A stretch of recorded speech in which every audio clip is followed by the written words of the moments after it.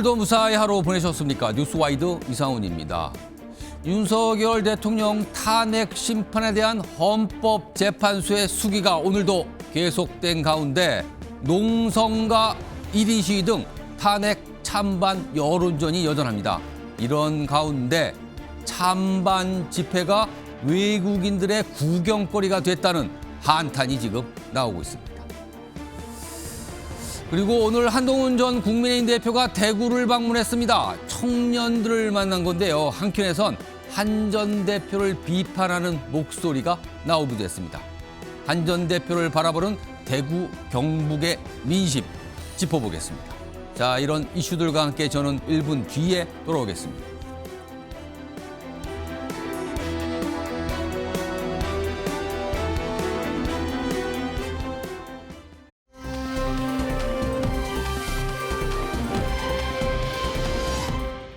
자, 뉴스와이드 시작하겠습니다. 원래 뉴스와이드가 다른 주제를 잡고 있었는데요. 지금 속보가 들어왔습니다. 그 얘기부터 바로 시청자 여러분께 전해드리시죠.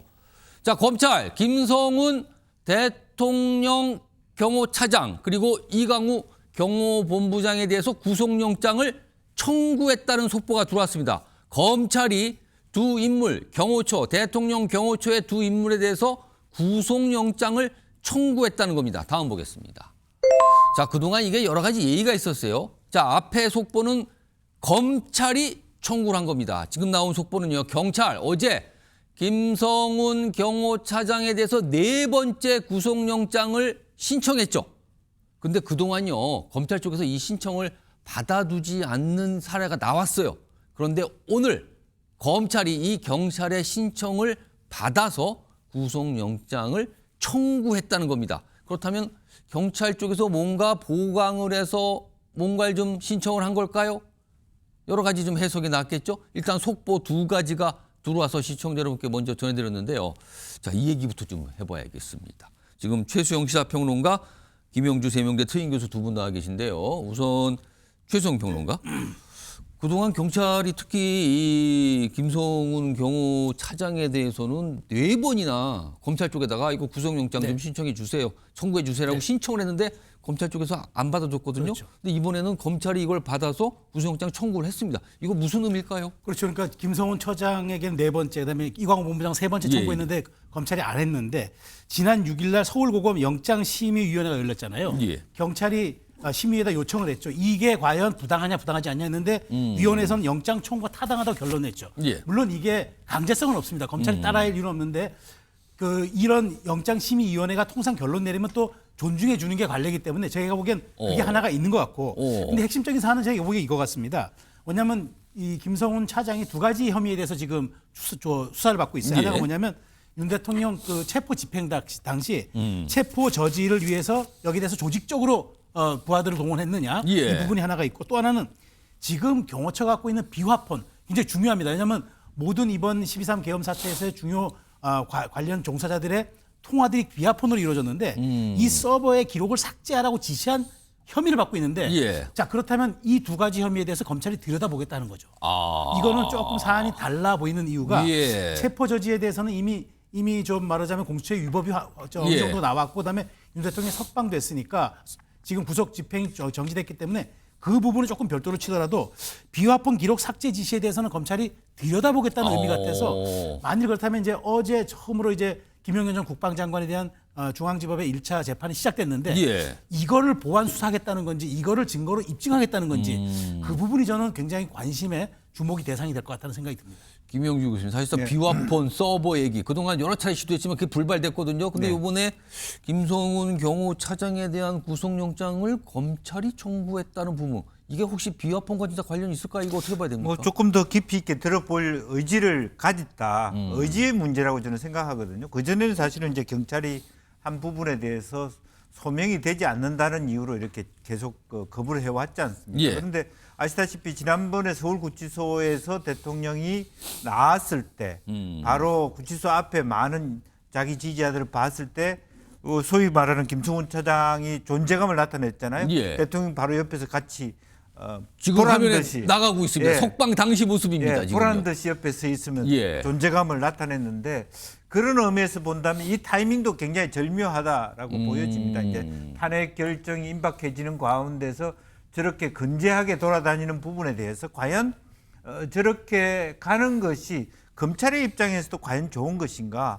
완전히 대통령을 비호하고 있다. 예. 특히 이제 검찰총장이 최근에 그런 공격을 받기 시작하고 있지 않습니까? 예. 체포 일자냐, 날씨냐, 시간이냐를 예, 날이냐, 가지고도 시간이냐. 하는데 그런 부분에 대한 여론의 동향도 적지 않이 여기 개입될 가능성이 많고 조금 이제는 본격적인 형사재판의 시간으로 가고 있고 예. 또 방금 최정평론가 잘 말씀해 주셨다시피 이제 비아폰과 관련해서 구체적인 어떤 예. 대통령의 행적과 관련된 부분으로 검찰이 좀 더 그립감을 세게 지기 시작했다. 그렇게 볼 수도 있을 것 같습니다. 예, 최수영 평론가. 근데 저는 조금 더 주목되는 시점이 지금 윤 대통령이 나와서 관저에 지금 있는 상태란 그렇습니다. 말이죠. 근데 경호 책임자의 원톱과 투톱이 지금 전부 만에 하나 예. 청구가 돼서 이게 받아들여진다면은 영어의 몸이 돼야 돼. 구속이 돼야 되는 그렇죠. 거예요. 그러면 구속되는 겁니다, 그러면. 대통령의 현재 경호에 대한 시스템은 이 차상급 세 번째 서열이 글로 해야 내려가야 되겠죠? 되는데 제가 보기에 가장 중요한 건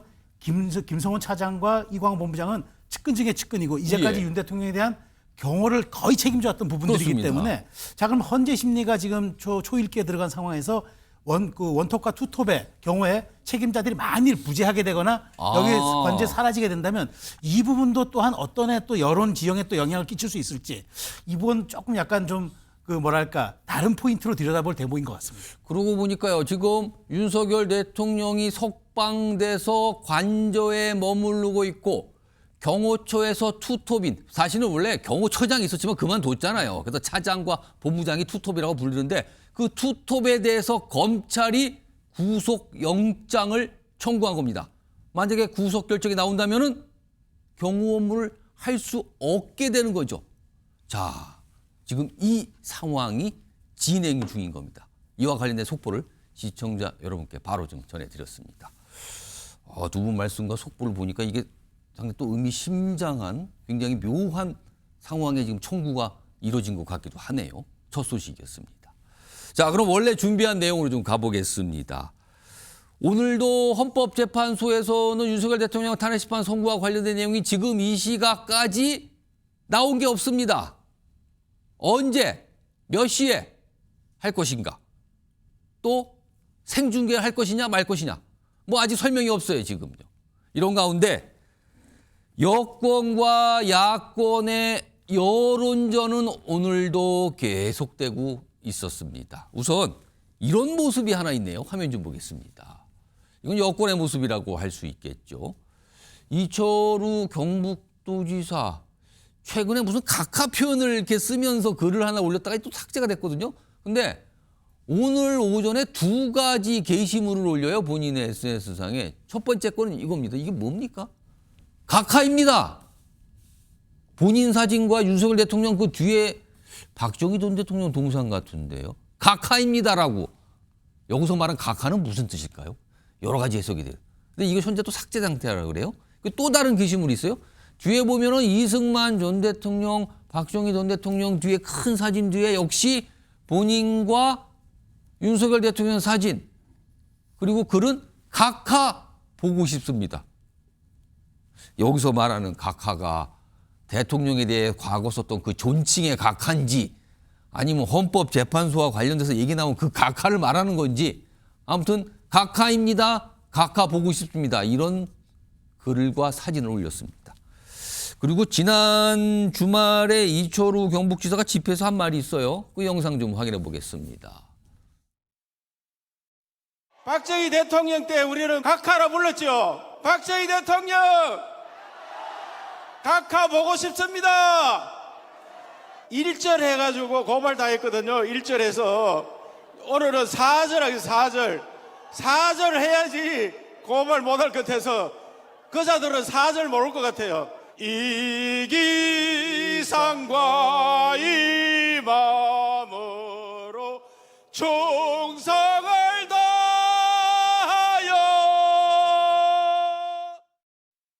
다하여. 주말 동안 저런 모습이었고요. 오늘 두 가지의 게시물, 각하란 표현이 등장한 두 가지 게시물을 올렸습니다. 하나는 지금 삭제 상태라 그러네요. 죄송평론가. 여기에서 지금 등장한 이 각하 이거 무슨 뜻입니까? 뭐 중의적 표현입니다. 한마디로 그러니까 경북도지사 아닙니까? 박정희 전 대통령에 대해서 우리가 각하라고 부르는 거는 일종의 고유명사화가 됐던 그런 시절이 있었어요. 박정희 대통령 뒤에는 각하가 이제 늘 붙었는데 예. 자, 근데 이걸 얘기하면서 TK에 대한 고유 정서를 자극하면서 윤 대통령이 지금 말하자면 탄핵 심리에서 우리가 지금 인용이냐 그다음에 기각이냐인데 또 하나의 지점이 각하잖아요. 예. 왜냐하면 지금 그 공수처의 위법 부당한 수사를 이후로 한번 다퉈보라고 윤 대통령 석방 지시가 나온 이후에 각하 얘기가 좀 나오고 있습니다. 아예 절차적 정당성에 문제가 있으니까 이것을 각하하겠다라는 헌법재판소의 결론을 기다리지 않은 게 여권 일각의 기류인데 그 중의어법으로 썼던 것 같아요. 그러니까 원래 존칭의 각하와 헌법재판에서 말하는 그 각하를 섞어서 그렇죠. 이렇게 보면은 누가 만약에 이거 왜 각하 그러니까 아니 옛날에 존칭 쓴 거예요. 그렇습니다. 이렇게 얘기할 수도 있다 이거죠. 박정희 전 대통령에 대한 고유명사 같은 각하니까 그러면서 TK 민심도 다독이고 그다음에 박정희 대통령의 향수도 자극하고 윤 대통령에 대한 충성심도 지금 하는 일종의 저거 노이즈 마케팅 같은 거예요. 제가 노이즈 보기엔 마케팅이 약간 좀 소란스럽지만 여론전이기도 합니다. 그렇죠. 그래서 관심을 더 받자라는 중의어법인 것 같은데 자 근데 지금 그렇지 않아도 각하돼야 된다 이번 현재 심리에서 절차적 정당성이 많이 훼손됐다라고 여권 일각에서 주장을 하는데 저런 각하에 대한 이야기들이 오히려 저는 그 문제를 희화화시킬 것 같아서 차라리 저런 점들은 그냥 페북에 올리고 빨리 내렸으니까 많은 것 같은데 저 얘기를 계속 이어가는 거는 약간의 전략이 담겨 있는 것 같습니다만은 제가 보기에 지금 여권의 전략인 각하 얘기를 오히려 좀 희석시킬 것 같다는 생각이 드네요.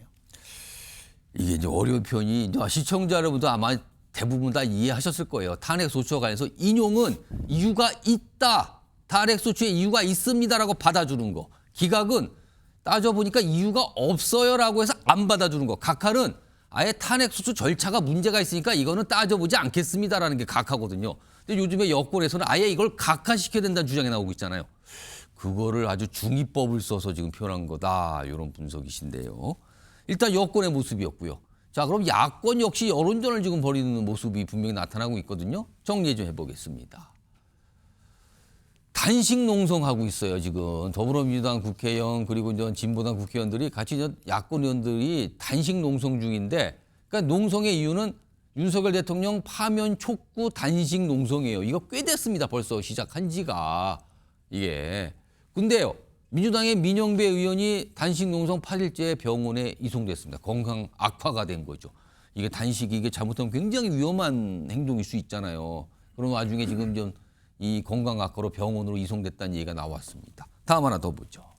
이재명 대표의 반응이 있군요. 이런 내용을 좀 얘기하면서 민영배 의원의 쾌유를 빈다. 더 이상 곡기 끊는 분들 목숨 잃는 일 나오지 않도록 신속한 파면 선고 요청합니다. 헌법재판소에 이렇게 얘기를 합니다. 자, 그럼요. 이와 관련된 모습 확인해 보겠습니다. 하겠습니다. 기자회견문은 앞서 말씀드린 대로 민영배 의원님과 유성군 내란 속의 윤석열에 대한 탄핵 심판 선고를 계속 미루고 있습니다. 지금처럼 더 이상 미루는 것은 국민과 역사에 대한 배신 행위의 다름 아닙니다. 네, 단식 8일차에 들어갔던 민영배 의원 오전 8시 50분에 119로 녹색병원에 이송됐습니다. 김영주 교수님. 이거 야권에서 지금 단식 농성을 벌이는 분들이 여러 분이 계시거든요. 지금 저기는 야당 의원들이지만 김경수 전 지사도 있고요. 또 다른 또 야권의 인사들도 뭐 단식 많이 하고 있습니다. 이 단식 농성 이거 언제까지 할 수 있습니까? 글쎄요, 뭐 이제 본인의 체력이 닿을 때까지 하겠다라고 하는 것인데 어찌 보면은 이 결과적으로 그것이 뭐 그 탄핵 인용될지 기각될지 또 각하될지는 모르겠습니다만은 그런 결과가 나왔을 때 내가 이만큼 치열하게 싸웠다라고 하는 부분 그리고 또 이재명 대표 입장에서는 이것이 본인의 2심 재판 대법 재판이 남아 있기 때문에 가급적이면 그 탄핵 시점을 당겨야 된다라고 하는 것이 이재명 대표의 심적인 입장이다라고 생각해서 민영배 의원이나 민주당 의원들은 좀 그런 부분이 있지 않느냐라는 생각이 들고요. 또 이 계기가 된 것은 오히려 역으로 보면 저는 그 윤 대통령이 구속에서 풀려나는 때부터라고 봅니다. 석방 때문에. 오히려 그전에는 전한길 씨를 비롯해서 일방적으로 거의 6대1, 5대1 정도로 탄핵 반대의 인파가 더 많이 몰렸어요. 그런데 오히려 역설적이게도 대통령이 풀려나면서 이것 봐라. 이렇게 해가지고는 검찰총장부터 대통령이 그냥 풀어주네. 그렇게 해서 오히려 탄핵 찬성 집회에 불을 당겼습니다. 예. 그래서 지난번 토요일부터 인파들이 내려가서 이제 박빙의 시점까지 왔고요. 예. 아마 이번 주나 다음 주가 이제 결과가 나올 수 있는 말하자면 변곡점이 될 거라고 보여지기 때문에 그런 시점을 두고 뭐 아마 일주일 정도이면 끝나는 게임이라고 생각해서 마지막까지 최선을 다하지 않을까. 근데 지금 일주일 넘어갔는데 좀 단식들이. 뭐 그런 부분은 본인은 이제 그야말로 어떤 체력적인 한계를 느끼고 그래가지고 이런 것처럼 말하자면 병원에 갈 수밖에 없는 상황입니다. 저런 식으로 병원으로 이송되는 단식하는 농성을 벌이는 분들 중에서 저렇게 이송되는 경우가 자꾸 나오는 거 아닙니까? 지금? 그렇습니다. 그래서 그렇다고 해서 정치인들이 스스로 자기가 이렇게 걸어 나올 정도의 체력을 가지고 그만하겠다고 말하기는 좀 어려운 부분도 그동안에 있을 수 있는 거 아니냐. 다만 어쨌든 이런 과정을 통해서 어쨌든 기본적으로는 말하자면 탄핵 선고가 빨리 이루어졌으면 좋겠습니다만 예. 실제적으로 지금 헌법재판관들이 가만히 놀면서 시간만 끌고 있는 건 아니지 않습니까? 매일 자기들 뭔가 나름대로 평의를 하든 평결이 하고 나올 있다는 때까지 예. 평의를 하고 있는 것이기 때문에 뭐 그런 정도는 어쩔 수 없는 뭐 정치권의 풍경이다 그렇게 봐야 될 것 같습니다. 어떻게 보면 두 가지 모습 연속해서 전해드렸거든요. 헌법재판소를 향한 주장 또는 그 이상의 주장, 압박일 수도 있다. 이런 시각도 분명히 있거든요. 지금 여론전이 굉장히 강경하고 치열하게 벌어지고 있는 모습으로 보입니다. 이런 상황에서요. 지금 서울 시내 특히 헌법재판소 앞에 그리고 광화문 인근에 보면 천막들이 많아요. 지금요. 뭔가 시위 벌이고 농성하고 그런 천막들이거든요. 정리 좀 해보죠. 그래서 첫 번째입니다. 헌법재판소 앞입니다. 여기 보면 뒤에 사진 보시면 헌재 탄핵 원천 무효 각하 판결 촉구. 그러니까 여긴 탄핵 반대 집회군요. 이렇게 천막 쳐놓고 농성 벌이고 있는데 근데 또 이런 모습도 있지만 1인 시위가 많이 있다 그래요, 지금. 근데 이게 참 법상으로요. 1인 시위는 집시법 여기에 적용을 안 받는 거예요. 그러니까 이거는 뭐 불법, 합법 이걸 따질 수가 없는 거예요. 1인 시위는 그냥 허용이 되는 상황이거든요. 그래서 이런 걸 또 노리고 1인 시위, 1인 기자회견 이렇게 하는 거 아니냐. 그게 헌재 앞에 굉장히 많이 몰려 있답니다, 지금. 이런 모습이 하나 있고요. 다음 장면으로 또 가보죠. 광화문, 이게 하늘에서 본 광화문 근처입니다. 저 뒤에 오늘 눈이 와서 이렇게 쌓여 있는데 그 앞에 보시면 파란색으로 된 천막들이 굉장히 많아요, 지금요. 광화문 헌재 닫힘 한 60여 개 된다는데 특히 광화문 앞에 굉장히 많거든요. 여기는 한 30개 넘는 천막 그리고 텐트도 설치했다고 그래요, 이렇게. 여기는 사실 보시면요. 이게 도로로 나와 있거든요, 저 천막들이요. 그럼 이게 도로를 지금 점거하는 상태 아닙니까? 서울시에서 또 문제 제기하고 그러는데 최소영 평론가. 지금 헌재 앞에서 저런 시위, 집회 농성, 1인 시위나 이런 것도 그렇고 광화문 앞에 저런 천막 농성 뭐 이런 것도 그렇고 보면 사실 시민들의 다 불편 초래하는 거 아닙니까 지금요? 그렇죠. 저는 그래서 지금 사실 우리가 언제 나올지는 모르지만 일단 경찰이 가포 비상용 동원해서 헌재 주변을 진공상태로 만들겠다는데 사실 1인 시위나 지금 말하자면 1인 기자회견 이런 것들이 지금 말씀하신 것처럼 사실 꼼수고 허점을 파고든 일종의 약간 허점 파고든 전략이거든요. 예. 근데 그걸 그렇게 해야 되겠는가라는 생각이 좀 들고 그다음에 지금 오세훈 시장도 불법 천막에 대해서는 단호하게 서울시가 자치단체 힘으로 대응하겠다고 얘기를 하는데 자, 지금 우리가 많이 우려하는 게 불상사를 혹시 말이 초래가 될까 봐 우려하지 않습니까? 자, 그렇다면 우리가 지금 경찰은 진공 상태를 만들겠다고 했지만 우리 정치권에서는 무언가 이런 갈등 조정에 대한 방화벽을 좀 해줘야 되는데 예. 방화벽을 쳐주지 못할 망정 저런 식의 허점을 이용해서 오히려 갈등을 부추기고 오히려 그 증오를 더 확산시키는 이런 것들은 좀 해서 안 된다고 보는데 어쨌든 깔끔하게 시민들의 불편을 초래하는 불법 시설물들은 정리해야 되고 서울시가 의지를 할 거라고 보고요. 다만 저기서 언제까지 저렇게 1인 시위라든가 기자회견을 통해서 자꾸만 지지자들의 갈등을 부추기는 저런 허점들은 좀 지양해야 된다. 특히나 다른 분들 몰라도 제도권에 있는 정치인들은 저런 헌재 앞에 가서 릴레이 시위를 하거나 기자회견하는 이런 모습을 통해서 자꾸만 좀 에너지를 더 갈등을 부추기는 이런 쪽으로 몰아가는 거는 자제할 필요가 있다. 왜냐하면 지금 갈등이 최고조에 올라와 있거든요. 이 점은 좀 우리 제도 정치권이 좀 들여다볼 문제라고 봅니다. 지금 이 말씀하시는 동안 이 뒤에 있는 그림, 영상과 함께 이렇게 자막으로 나간 것 중에 누빵이라는 게 있으면 누빵. 이게 무슨 뜻이냐면요. 천막 속에서 이제 계속 시간을 보내는 거잖아요. 그러니까 자고 이불 개고 24시간 누워 있고 깨어 있고 이런 걸 보여준대 그대로 그냥 24시간. 그걸 눕방이라고 한답니다. 아, 먹방은 들어봤어도 눕방은 또 처음 들어보는 것 같습니다. 저런 표현까지 등장을 한 상황입니다, 지금. 자, 그리고요, 뉴스와이드 시작하면서 제가 시청자 여러분께 오늘 이런 내용이 소개됩니다라고 전해드린 내용 중에 하나가 외국인들이 지금 뭔가를 구경하고 있답니다. 화면 좀 보겠습니다. 외국인 대상 관광 상품까지 등장한 탄핵 찬반 집회. 여기 3가지 내용이 담겨 있네요. 어떤 관광 가이드 홍보 내용이라는데 콘서트 같은 한국의 시위 안내해드립니다.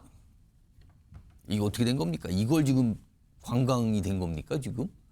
그리고요, 이제 외국인이 이제 우리나라 와서 택시를 타면요, 기사분에게 또 이렇게 얘기한대요.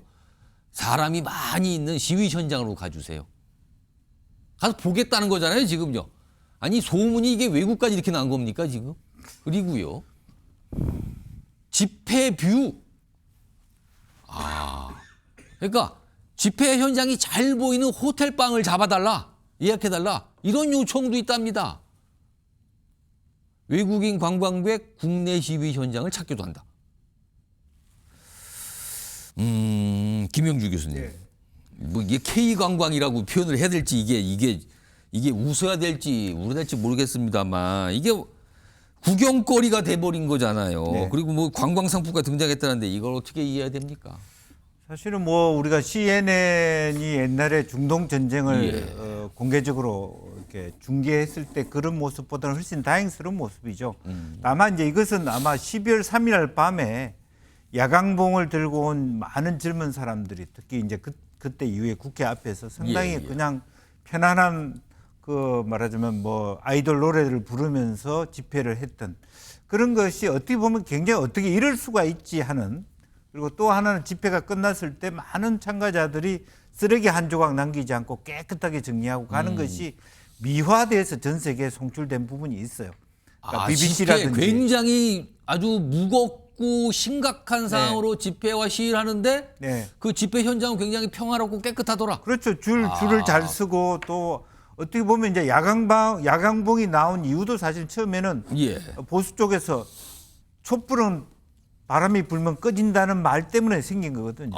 그래서 어떻게 보면 그것이 전혀 다르게 뭐 아이돌 콘서트 온 것 같은 기분을 들었기 때문에 그게 그런 생체였고, 또 한국의 시위는 위험하지 않고 질서정연하고 깨끗하더라.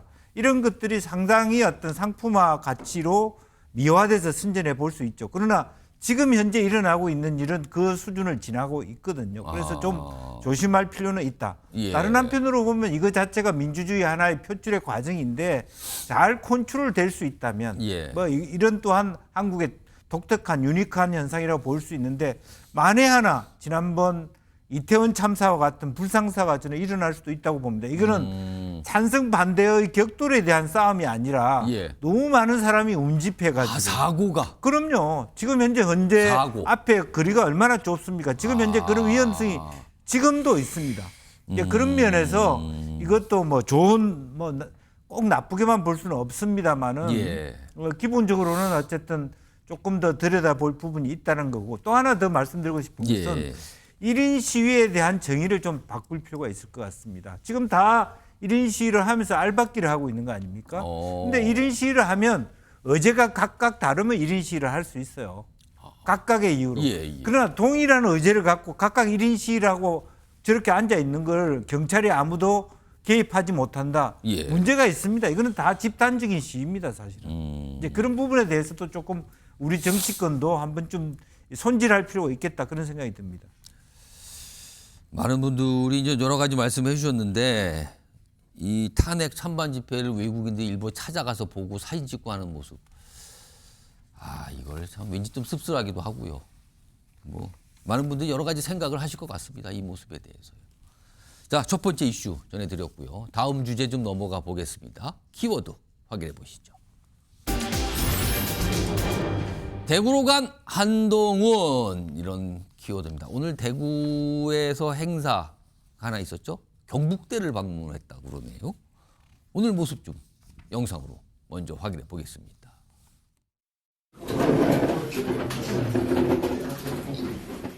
그 전제 문제에 대해서 예민한 시기에 제가 따로 말씀드리지는 않겠습니다. 행정안전부가 2020 여러분 세대의 청년 세대의 투표율과 저희가 청년 때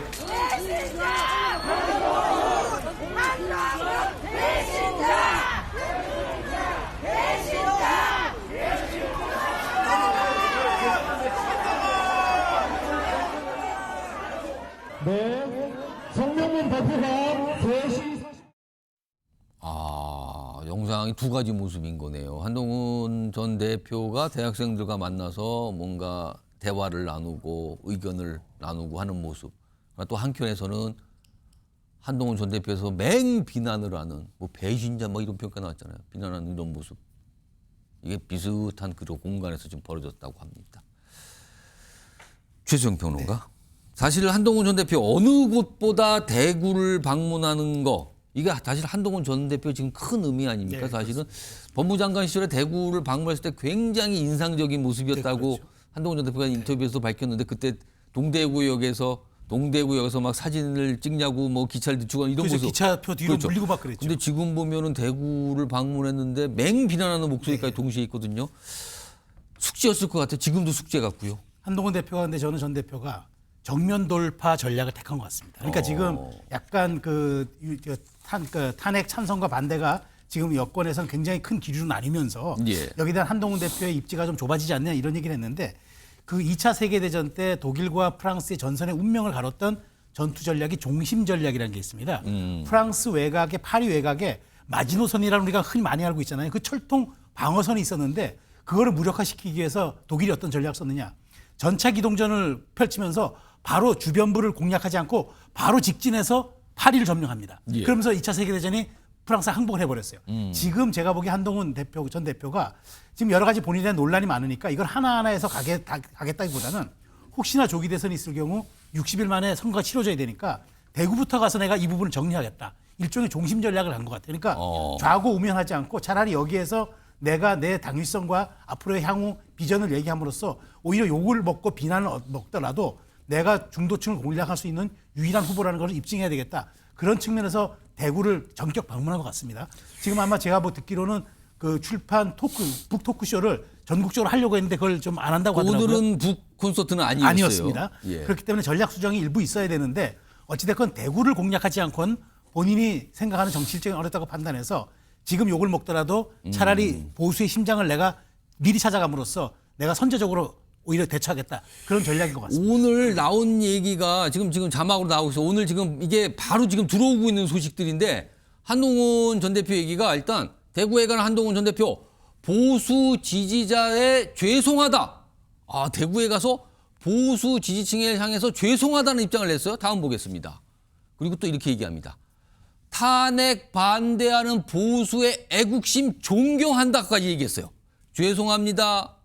그리고 여러분들의 그런 모습 존경합니다까지 얘기했습니다. 자, 또 있습니다. 그러면서 다시 돌아가도 계엄은 막았을 것이다. 어쩔 수 없는 결정입니다. 그럼 이건 이해해달라는 것 같단 말이에요. 근데 앞에서 봤던 최수영 평론가. 보수 지지자들에게 죄송합니다. 그리고 이 보수층의 애국심 존경합니다. 뭔가 보수층에 호소하는 거잖아요. 그렇죠. 그러나 지금 한동훈 전 대표도 굉장히 비판적으로 보고 있는 어떻게 보면 굉장히 강경 보수, 강성 보수층. 한동훈 대표가 설득할 수 있을까요? 이제 숙제가 될 겁니다. 숙제가 되는데 어쨌든 이런 저는 이렇게 봅니다. 한동훈 전 대표에게 확인된 거는 나에게 팬덤은 있으나 로열티 지지층은 없다. 그게 지금 이제 딜레마인 거죠. 그러니까 팬덤은 있어요. 한동훈을 좋아하는 팬덤층은 분명히 있는데 그러나 선거에서 승부를 가르는 로열티 지지층은 없어요. 그래서 대구를 가서 미안하고 존경하고 그렇지만 나는 그 똑같은 상황이 벌어져도 난 했을 것이다. 이 얘기는 결국 내가 후보가 된다면은 상대를 이길 수 있는 유일한 장점을 가진 중도 외연 확장의 후보다. 그 얘기를 했는데 자 그렇다면 지금 이 어떤 팬덤을 가진 전 한동훈 대표가 과연 얼마큼 당심 50, 그다음에 여론조사 50의 국민의힘 룰을 어떻게 로열티층을 더 확보하고 극복하느냐. 이건 아마 절체절명의 과제 같다는 생각이 듭니다. 김영주 교수님, 지금 오늘 한동훈 전 대표가 청년들을 만나서 대화를 나눈 자리. 근데 그 인근에서는 또 아까 장악 봤죠? 무슨 파렴치, 배신자 이런 표현까지 들어간 맹비난하는 또 저런 집회 모습도 있었거든요. 네. 요즘 보면 한동훈 전 대표 책, 본인 쓴 책 굉장히 뭐 각광받고 있고 베스트셀러가 됐다는 얘기가 나오는데 네. 조기 대선을 가정한 한동훈 전 대표의 지지율 조사를 보면은 뭐 한 자리에서 별다른 변동 없이 그냥 잡혀 있거든요. 네. 이건 어떻게 봐야 되는 겁니까? 왜 이제 그런 겁니까? 대통령이 밖에 나와 계시니까 어. 그렇습니다. 그러니까 여전히 팽팽하게 원심과 구심이 균형을 맞추고 있다고 봅니다. 그리고 그 균형이 깨어지는 것이 바로 탄핵에 대한 결정입니다. 만약 탄핵에서 기각이나 각하가 되면 한동훈이라는 존재는 없어지겠죠. 아, 그대로 그냥 네. 묻혀버린다. 예. 인용이 된다면 그때부터는 실제로 윤 대통령의 지지율이 분쇄되면서 각각 흩어지면서 중간 정도 입장을 가진 오세훈을 할 것이냐, 조금 더 배신자 프레임이 있지만 확실하게 이 이전 앙샹 레짐하고 차별성을 가지는 한동훈을 밀 것이냐에 대한 내부 토론으로 가지고 갈 수밖에 없다라고 생각하고요. 예. 지금보다는 아마 한동훈 대표가 각광을 받게 되면 그때부터 최근 팔리기 시작합니다. 지금까지는 사실은 팬덤이 밀어주는 팬덤의 어떤 성원에 의한 베스트셀러. 그렇죠. 그런데 실제적으로 볼 사람들은 아마 여전히 국민의힘에서 어느 정도 한동훈 대표가 견뎌낼 수 있는가를 보고 견뎌낼 수 있다라는 판단이 들면 그때부터는 불이 붙을 수 있다. 그렇게 봅니다. 아, 탄핵 심판 선고 결과가 일단 나와야 뭔가 변곡점이 생기는 거 아니냐. 한동훈 전 대표의 어떤 모습에 대해서는 그런군요.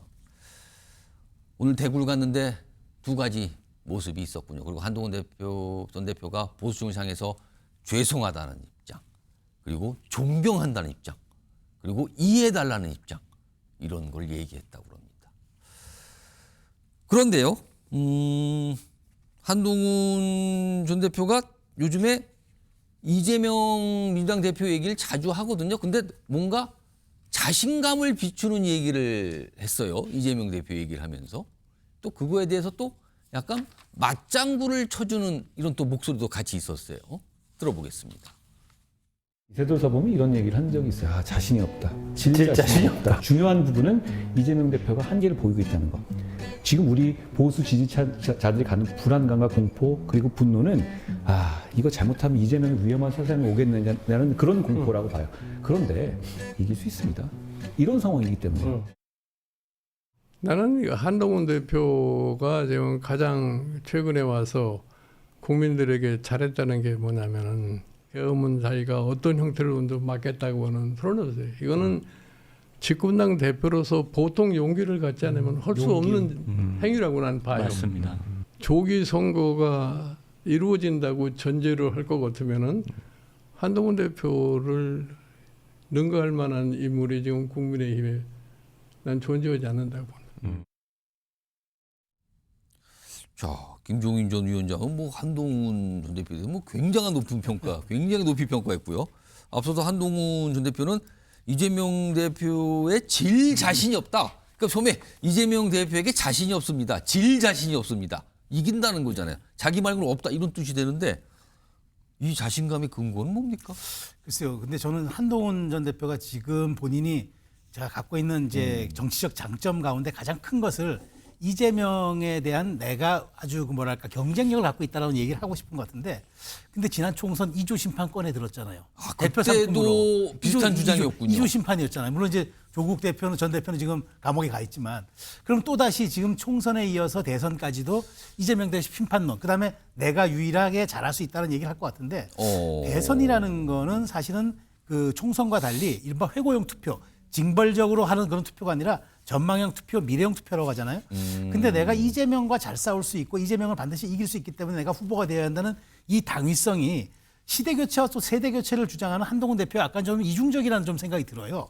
한동훈 대표는 시대교체, 세대교체 얘기하면서 그렇지만 내가 유일한 장점은 이재명을 꺾을 수 있다라는 건데, 지금 이재명 대표가 26일 날 이제 공직선거법 위반 2심 판결이 나오니까 아마 거기에서 유죄가 나올 거라는 걸 전제하고 지금 저 얘기를 하는 것 같은데, 거기에 대한 변수도 있겠지만 한동훈 전 대표가 지금 말하자면은 이 대선이라는 거는 전망형 투표, 미래를 보는 그런 우리 비전 투표를 얘기하면서 또 결국은 지난 과거형으로 이재명을 심판할 수 있는 사람이 유일한 사람은 나다라는 게 약간 이중적 캠페인 같은 생각도 들고, 오히려 이런 것들이 약간 본인의 정체성 스탠스에도 별로 도움이 되지 않을 것 같아서 예. 이재명 필승론이 과연 이조 심판과 무엇이 다를 수 있을까라는 이 질문에 또 답을 해야 될 것 같습니다.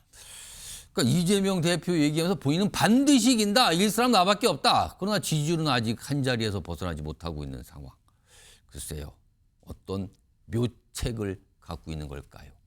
대구를 방문한 모습, 한동훈 전 대표의 모습 전해드렸고요.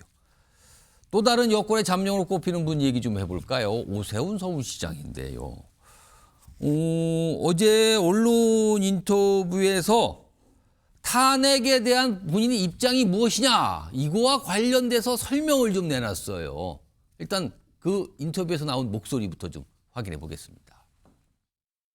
제가 분명히 페이스북에 이렇게 썼습니다. 일단 탄핵 소추를 하는데 당론으로 하는 게 좋다. 이게 무슨 뜻이냐 하면 하더라도 당론으로 하라는 취지였고 일단 탄핵 소추를 통해서 헌법재판소의 사법적 판단을 받아보는 것이 사태를 수습하는 방법이다. 그런 취지였는데요. 네. 그렇기 때문에 이거를 탄핵 찬성으로 분류하는 것은 사실은 아무래도 좀 무리가 있겠죠. 아무래도 늦어지는 것은 이상 징후죠. 의견의 일치를 보기가 어려운 어떤 사정이 생겼기 때문이라고 짐작이 되고요. 헌재 재판관님들의 정치적인 성향으로 보나 늦어지는 걸로 보나 아마 한 기각적으로 2분 정도, 각하적으로 1분 정도. 저를 탄핵 찬성 쪽으로 분류하는 건 좀 아닌 것 같고요. 그러면서 기각 재판관 중에 기각이 2명, 각하가 1명이니까 이건 뭐 안 된다는 거잖아요. 그러면은 인용 쪽이 아니라는 걸 강조한 것 같아요. 그런데 앞서서 지난 2월에도 이 탄핵 소추와 관련된 본인의 또 의견을 생각을 밝힌 적이 있어요. 들어보겠습니다. 저는 탄핵 소추를 통해서 법의 판단을 받아보자 이런 입장을 일찌감치 낸 바가 있고 그 입장에는 전혀 변화가 없습니다. 탄핵에 대해 오세훈 시장께서는 지금 어떤 입장이실까요? 하여튼 뭐 제 입장보다도 예. 저는 당초에 탄핵 소추를 통해서 법의 심판을 한번 받아보자. 누가 봐도 계엄은 좀 무리스러웠으니까요. 김영주 교수님. 그러니까 오세훈 전 시장은 탄핵 소추를 통해서 뭔가 판단을 받아보자. 이걸 좀 반복해서 강조를 하고 있는데 사실은 지금 어떻게 보면 진영이 양쪽으로 딱 갈리면서 아주 선명해지고 있잖아요. 탄핵에 대해서 찬성하느냐, 탄핵에 대해서 반대하느냐, 각하해야 되냐, 인용해야 되냐 아주 선명하게 나누고 있거든요.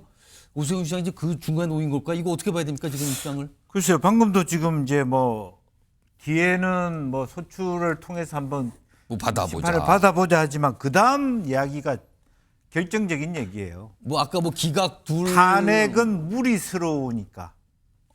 탄핵은 무리스러웠다. 무슨 말이냐? 그걸 그대로 얘기하면 탄핵을 심판을 받아보면 결과적으로 인용될 가능성이 높다라는 심중이 그 안에 들어와 있는 거예요. 탄핵이 우리가 계엄이 계엄이 무리스러웠다. 예, 맞습니다. 계엄은 무리스러웠으니까. 그러니까 초창기에는 상당히 이것은 본인이 봤을 때 한동훈 대표하고 거의 가까운 입장을 가지다가 서서히 판이 이상해지는 거예요. 그러니까 한 발 빼려고 하는. 그래서 어제는 기각 2, 각하 1명. 그러면 이거는 인용이 아니거든요. 그런 거죠. 예. 그러니까 이도 저도 아닌. 그리고 사실 지금 스탠스 자체가 자기 주장이 아니고 벌써 어떤 입장입니까? 해명해야 되는 입장이에요. 그러니까 질문을 양쪽 모두의 공격을 받는. 그러니까 탄핵에 대한 입장이 뭡니까? 질문을 지금 반복적으로 받고 있거든요. 양쪽 모두의 공격을 받는 거잖아요. 그러니까 한동훈 측에서는 박상수 변호사가 뭐야 도대체 우리 편인 줄 알았더니 아니네 그렇게 얘기를 하고 있고 저쪽은 뭐 하는 일이야 지금 이제 와서 이제 그렇게에 대해서 스탠스가 상당히 꼬이고 있다 이제 그렇게 봐야 됐고 사실 마음 욕심 같아서는 지난번에 뭐 개헌 관련된 뭐 지방 분권 국회 토론회 상당히 50명 가까운 많은 의원들이 참석했죠. 의원들이 참석했을 때는 뭐 상당히 이거 잘하면 내가 먹겠다라는 판단이 있을 수 있는 건데 그러다 보니까 집토끼와 산토끼를 같이 잡고 싶은 그런 욕망이 생긴 거죠. 그런데 결과적으로는 아주 이와 같은 시리어스한 빈곡점이 오면 입장을 명확하게 해라고 요구받게 됩니다. 그랬을 때 지금 사실은 입장이 없잖아요. 중간에서 약간 애매하게 된 상황 아니냐 이런 분석이신 것 같은데 이런 지금 오세훈 서울시장의 상황과 관련해서 지금 어떻게 보면 양쪽에서 압박이 들어오고 있어요. 우선 한동훈 전 대표 측 얘기 좀 화면으로 소개해드리죠. 이렇게 또 얘기합니다. 박상수 전 대변인, 한동훈 이른바 이제 친한계 정치인을 꼽히잖아요. 네. 오세훈 시장 명시적으로 탄핵에 찬성하지 않은 정치인의 길 걷기로 한 것으로 보인다. 계엄 반복을 막기 위해 탄핵 찬성하는 보수의 선택지 하나가 완전히 사라졌다. 탄핵에 찬성하지 않는 정치인의 길을 가는 걸로 보입니다. 지금 어떻게 된 겁니까? 이렇게 얘기를 하고 있고요. 홍준표 대구시장 얘기 좀 또 보겠습니다. 다음 화면에 있습니다. 홍준표 대구시장이 오늘 글을 올렸는데 여기에 오세훈 서울시장이라는 걸 안 썼어요. 근데 딱 내용을 보면 오세훈 시장 얘기를 하는 것 같단 말이에요. 이리저리 흔들리는 갈대 같은 리더십은 우리 측 사람들도 믿지 않습니다. 우리 사람들도 의구심을 갖는데 중도들이 따라올 수 있겠나? 최수영 평론가. 친한계 쪽과 홍준표 대구시장 모두에게 지금 약간 비판과 압박을 받는 상황이 된 겁니까? 네. 참 이제 딜레마죠. 딜레마인데 저는 오세훈 시장이 이렇게 봅니다. 그래도 오세훈 시장이 지금 흔들리는 입장에서 저는 선택을 했다. 그게 뭐냐? 예. 지금 지형을 이렇게 놓고 제가 이제 국민의힘 후보, 그러니까 국민의힘의 잠재적 대권 후보들요. 가장 우측에는 김문수 장관이 있고, 그 다음에 홍준표 시장이 있고, 그 다음에 오세훈 시장이 있고, 그 다음에 이제 한동훈 전 대표가 있고, 안철수 의원이 있고, 이제 유승민 의원이 있고, 저는 6명에서 이제 6명을 지금 스펙트럼 놓고 봅니다. 스펙트럼이 쭉 가고 있는 거군요. 지금. 그런데 여기서 명시적으로 반대한 사람은 김문수, 홍준표였는데 오세훈 시장까지 이제는 일종의 말하자면 계엄은 불가피했지만 탄핵은 과하다로 돌아선 겁니다. 아까 기각 각하 얘기한 거 보니까 그건 돌아선 거죠. 자, 그렇다면은 제가 보기에 이제 앞으로 그러면은 탄핵을 반대하는 파 중에 오세훈 시장은 나는 거기서 내가 후보가 되겠다는 생각을 한 것 같고, 그렇게 되면 탄핵 찬성하는 쪽에서는 이제 한동훈, 유승민, 안철수의 싸움이 되겠죠. 지금 저 박상수 전 대변인 얘기는 우리가 이제는 탄핵 찬성의 적동성을 쥐고 있고 우리가 개혁 보수의 입지를 갖고 있다라는 얘기를 한 겁니다.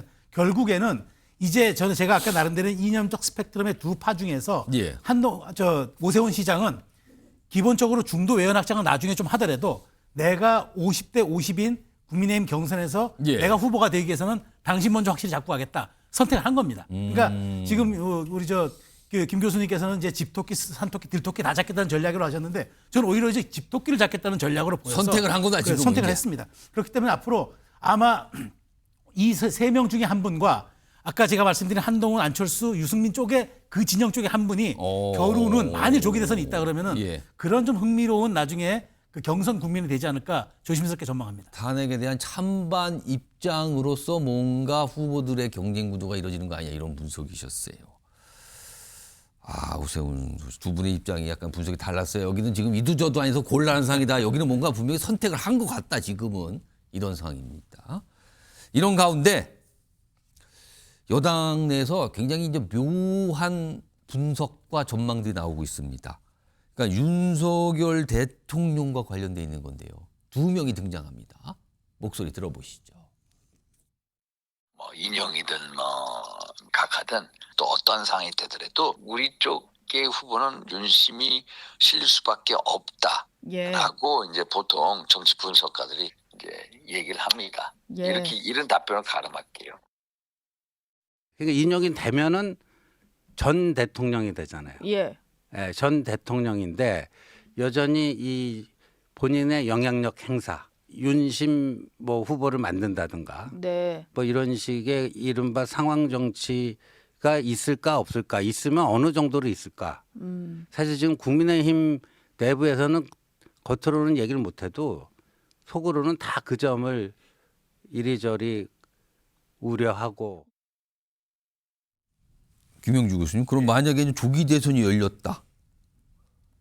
그 경우에 윤석열 대통령의 그러니까 후보와 관련된 윤석열 대통령의 영향력이 여전히 막강할 것이다. 이런 얘기잖아요, 지금요. 그렇게 보십니까? 저는 그렇게 봅니다. 그것은 무슨 뜻이냐 하면 이번 대선 저도 좋다는 거예요. 당권을 잡겠다는 얘기예요. 그런 부분입니다. 사실은 지금 현재 윤 대통령 측에 있는 사람들의 생각은 어차피 판이 거의 넘어가 있는데 이걸 아둥다둥 갖고 오지 말고 이 지금 국민의힘 자체가 견뎌낼 수 있도록 예. 그리고 그 내 권한이 그대로 윤 대통령을 모셔놓고 지켜질 수 있도록 굉장히 그런 상황이 많이 있을 수 있다고 보여져요. 그래서 지금 한동훈 대표는 어쨌든 이 판에도 이재명 대표를 이겨서 정권 연장을 하고 싶다 그런 예. 의지만 상당한 분들은 정권 연장 하든 말든 난 상관없다. 예. 윤 대통령과 함께 이 체제로 국권이 가기를 원한다. 내가 뭐 국회의원들은 뭐 어차피 여당이나 야당이나 4년 내 국회의원 임기 채우는 거 아무 상관없다. 총선은 아직 멀었다. 오히려 야당이 더 재밌더라. 심지어 그렇게 저한테 얘기하는 여당 의원도 있습니다. 그런 말씀을 들으셨어요? 예. 뭐 그런 물론 그게 뭐 일반화된 얘기를 할 수 없지만 예. 무슨 얘기냐 하면 과학적인 선거를 한다고 생각하면 국민의 50% 이상이 정권 교체를 바라는 이 상황 속에서 윤 대통령을 지지한다, 윤 대통령 입김을 작용한다, 그건 비상식적인 거예요. 비과학적인 겁니다. 이기려고 하는 선거를 한다면. 그럼에도 불구하고 지금 윤상에 나온 얘기는 계속 윤 대통령을 모시겠다라고 하는 것은 질작정을 했다. 그것밖에는 이해할 수 없다. 최수영 평론가께서 전망하시는 만약에 조기 대선이 열렸을 경우에는 이른바 윤심 후보가 득세를 할 수밖에 없다. 이렇게 보십니까 혹시? 그러니까 저는 그 분명히 역할을 할 거라고 봅니다. 그러니까 윤 대통령이 지금 뭐 인용될지 안 될지는 모르겠습니다만 만약 조기 대선이 열린다 치면은 아마 이제 친윤 그룹들 거기 쪽에서는 중심자 역할을 할 것이다. 그런데 이제 반대쪽에서는 교란자 역할을 할 것이다. 저는 이게 전망이 엇갈리는데 어떤 식으로든 저는 윤 대통령이 똑같은 여기에 대한 답은 윤 대통령의 역할론이 나오는 겁니다. 그러니까 윤 대통령이 이번에 석방이 되면서 보수의 말하자면 일종의 약간 중심자 역할이라는 것을 확인받은 그런 계기가 됐기 때문에 어떤 형태로도 영향력이 있을 텐데 다만 이제 이게 있습니다. 2017년 대선에서 주목받아야 할 교훈 중에 하나가 당시 문재인 전 대통령에 대한 득표율보다 여권의 모든 후보들의 총합 지지율과 득표율이 더 높았다. 그렇죠. 자, 그렇다면 여기에서 관가해야 돼서는 안 될 문제. 여권이 여기에서 단일 대우로 간다면 해볼 만하지만 여권이 여기서 또 친윤과 비윤으로 또 나눠지면서 윤 대통령이 중심자 역할하든 교란자 역할하든 어느 쪽이든 역할이 굉장히 셌을 때 여권의 조기 대선 여부는 굉장히 어려워질 수 있기 때문에 이걸 어떻게 조율해내고 이걸 어떻게 합치해낼 것인가가 굉장히 큰 과제가 될 것 같습니다. 지금 여든 야든 그러니까 구체적으로 말씀드리면 국민의힘이든 민주당이든 헌법재판소의 이 선고와 관련된 내용에 집중하고 있잖아요. 그러면서 헌법재판소에 대해서 다시 한번 주장을 하고 뭐 압박하는 모습도 있고요. 여기에 지금 이 방점을 찍고 있는데 이 정당은 지금 약간 좀 다른 결로 가고 있네요. 개혁신당입니다. 오늘 뭔가 누구를 뽑았어요 지금요. 선출했다 그러는데 그 모습부터 좀 확인해 보겠습니다. 이준석 단독 후보가 51.59% 투표에 92.81% 찬성으로 개혁신당의 21대 대통령 선거의 후보로 선출되었음을 여러분들에게 알려드립니다. 박근혜 대통령의 탄핵 때 탄핵이 이루어지기 전에 대선 후보를 정해나가는 과정이 선례가 있었기 때문에 저희들도 그럴 수밖에 없었다라는. 탄핵 결정이 늦는 거지 저희가 빠른 게 아니라는 거죠. 저희가 뭐 빠르다기보다는 탄핵 결정이 이례적으로 길어지고 있는 거다 이렇게 보면 됩니다. 그럼 후보가 취소되는 거죠 당연히. 선거가 없으니까. 뭡니까 지금 후보가 된 거예요 지금 당에? 대선 후보가 됐어요 지금? 이준석 의원이요? 최수영 평론가? 아직 윤석열 대통령 탄핵 심판 결과도 안 나왔잖아요 지금. 선고도 안 나왔고 날짜도 안 잡혔어요 지금. 그러니까요.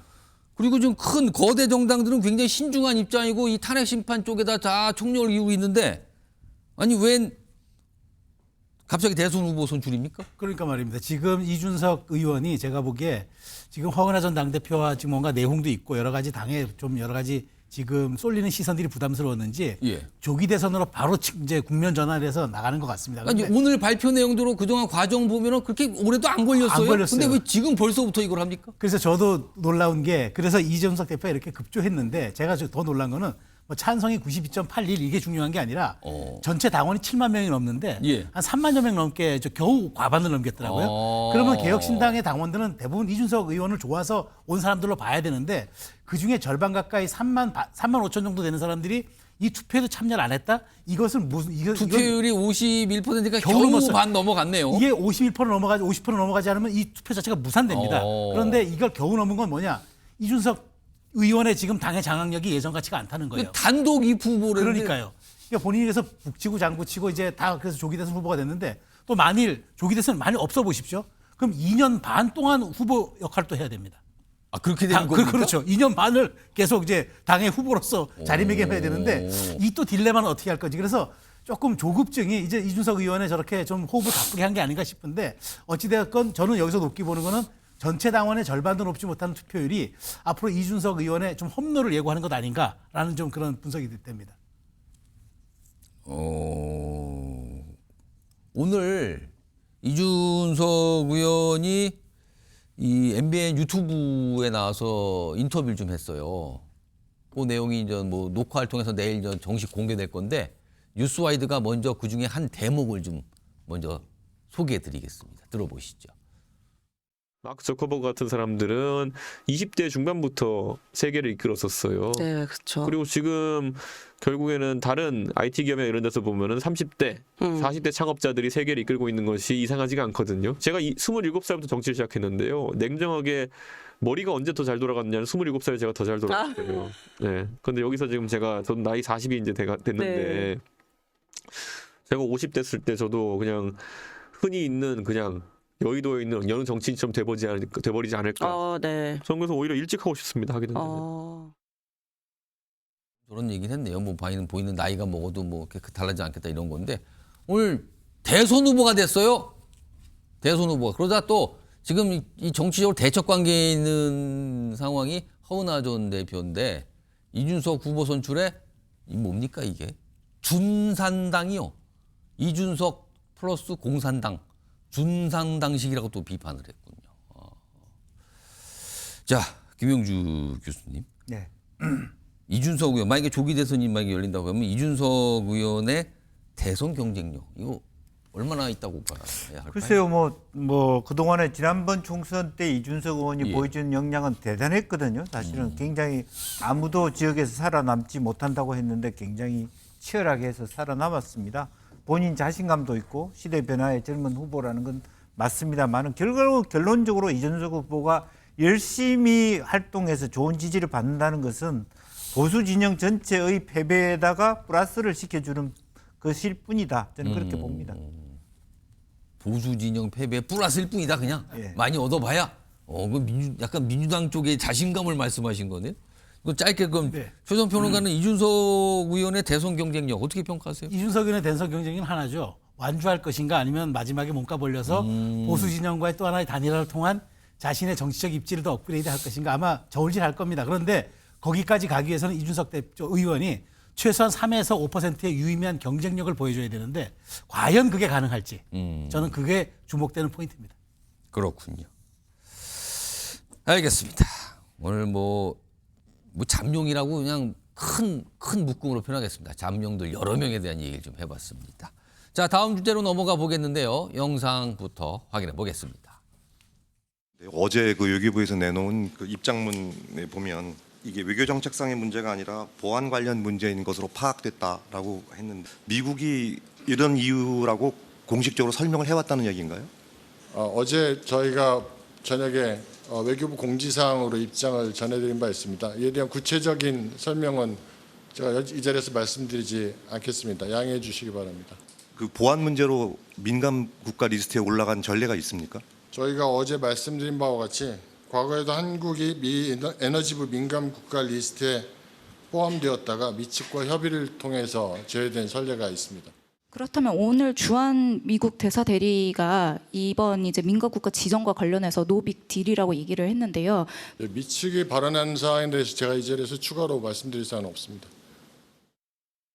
자, 미국의 에너지부라는 정부 부처 여기에서 갑자기 올해 1월 우리나라를 민감 국가 명단에 포함시켰어요. 그 명단에는요. 중국, 러시아 이런 나라들 올려 있고요. 그리고 물론 민간 국가 그 명단 중에도 강도가 달라요. 가장 아주 이 심한 강도는 테러 지원국인데 여기에는 막 북한, 이란 이런 나라 들어 있거든요. 우리나라는 가장 강도가 낮은 기타 국가에 들어가 있는데 이거 왠지 찜찜하다. 이런 평가 나오면서 지금 정치권도 발칵했거든요. 이 문제로. 왜 우리가 민감 국가가 된 겁니까? 라고 해서요. 여러 가지 제안을 받을 수 있는 명단에 올라가 버린 거거든요. 자, 이거에 대해서 아까 영상에 보면 외교부가 설명과 해명을 했거든요. 화면을 다시 한번 정리해 보겠습니다. 그러니까 외교부 입장에서는 이게 사실은 우리나라 그동안 무슨 핵 개발 얘기, 핵무장론 아니면 우리나라 약간의 좀 정정이 좀 불안하잖아요. 이런 것 때문에 그런 거 아니냐 별의별 얘기가 다 나왔어요. 근데 미국 쪽에서 별로 설명을 안 했거든요. 근데 외교부가 파악을 해봤답니다. 근데 이겁니다. 민간 국가로 지정된 거는요. 이게 정책 때문이 아니고요. 미국 에너지부 산하 연구소에 대한 보안 관련 문제가 이유였답니다. 그래서 한미 간의 여러 가지 뭐 상황은 큰 영향이 없을 겁니다. 이렇게 설명이 나왔어요. 그리고요. 이어서 오늘 주한 미 대리대사가 입장을 냅니다. 보겠습니다. 일단 이거 큰일 아니다. 노 빅딜. 큰일 아니다라고 얘기하면서 한국을 민감 국가로 지정한 것은 에너지부 산하 연구소의 보안 문제에 따른 겁니다. 그러니까 과도하게 의미 부여할 필요가 없습니다. 어제 나온 정부 입장하고 같은 내용이에요. 자, 이 얘기 좀 해보겠습니다. 이준우 국민의힘 대변인 나와 계시고요. 성시호 민주당 정책위 부의장 자리하고 계십니다. 안녕하십니까. 우선 이준우 대변인. 큰 문제가 아니다. 그러니까 주한 미국 대리대사 그리고 외교부의 입장. 이거 좀 어떻게 좀 봐야 됩니까?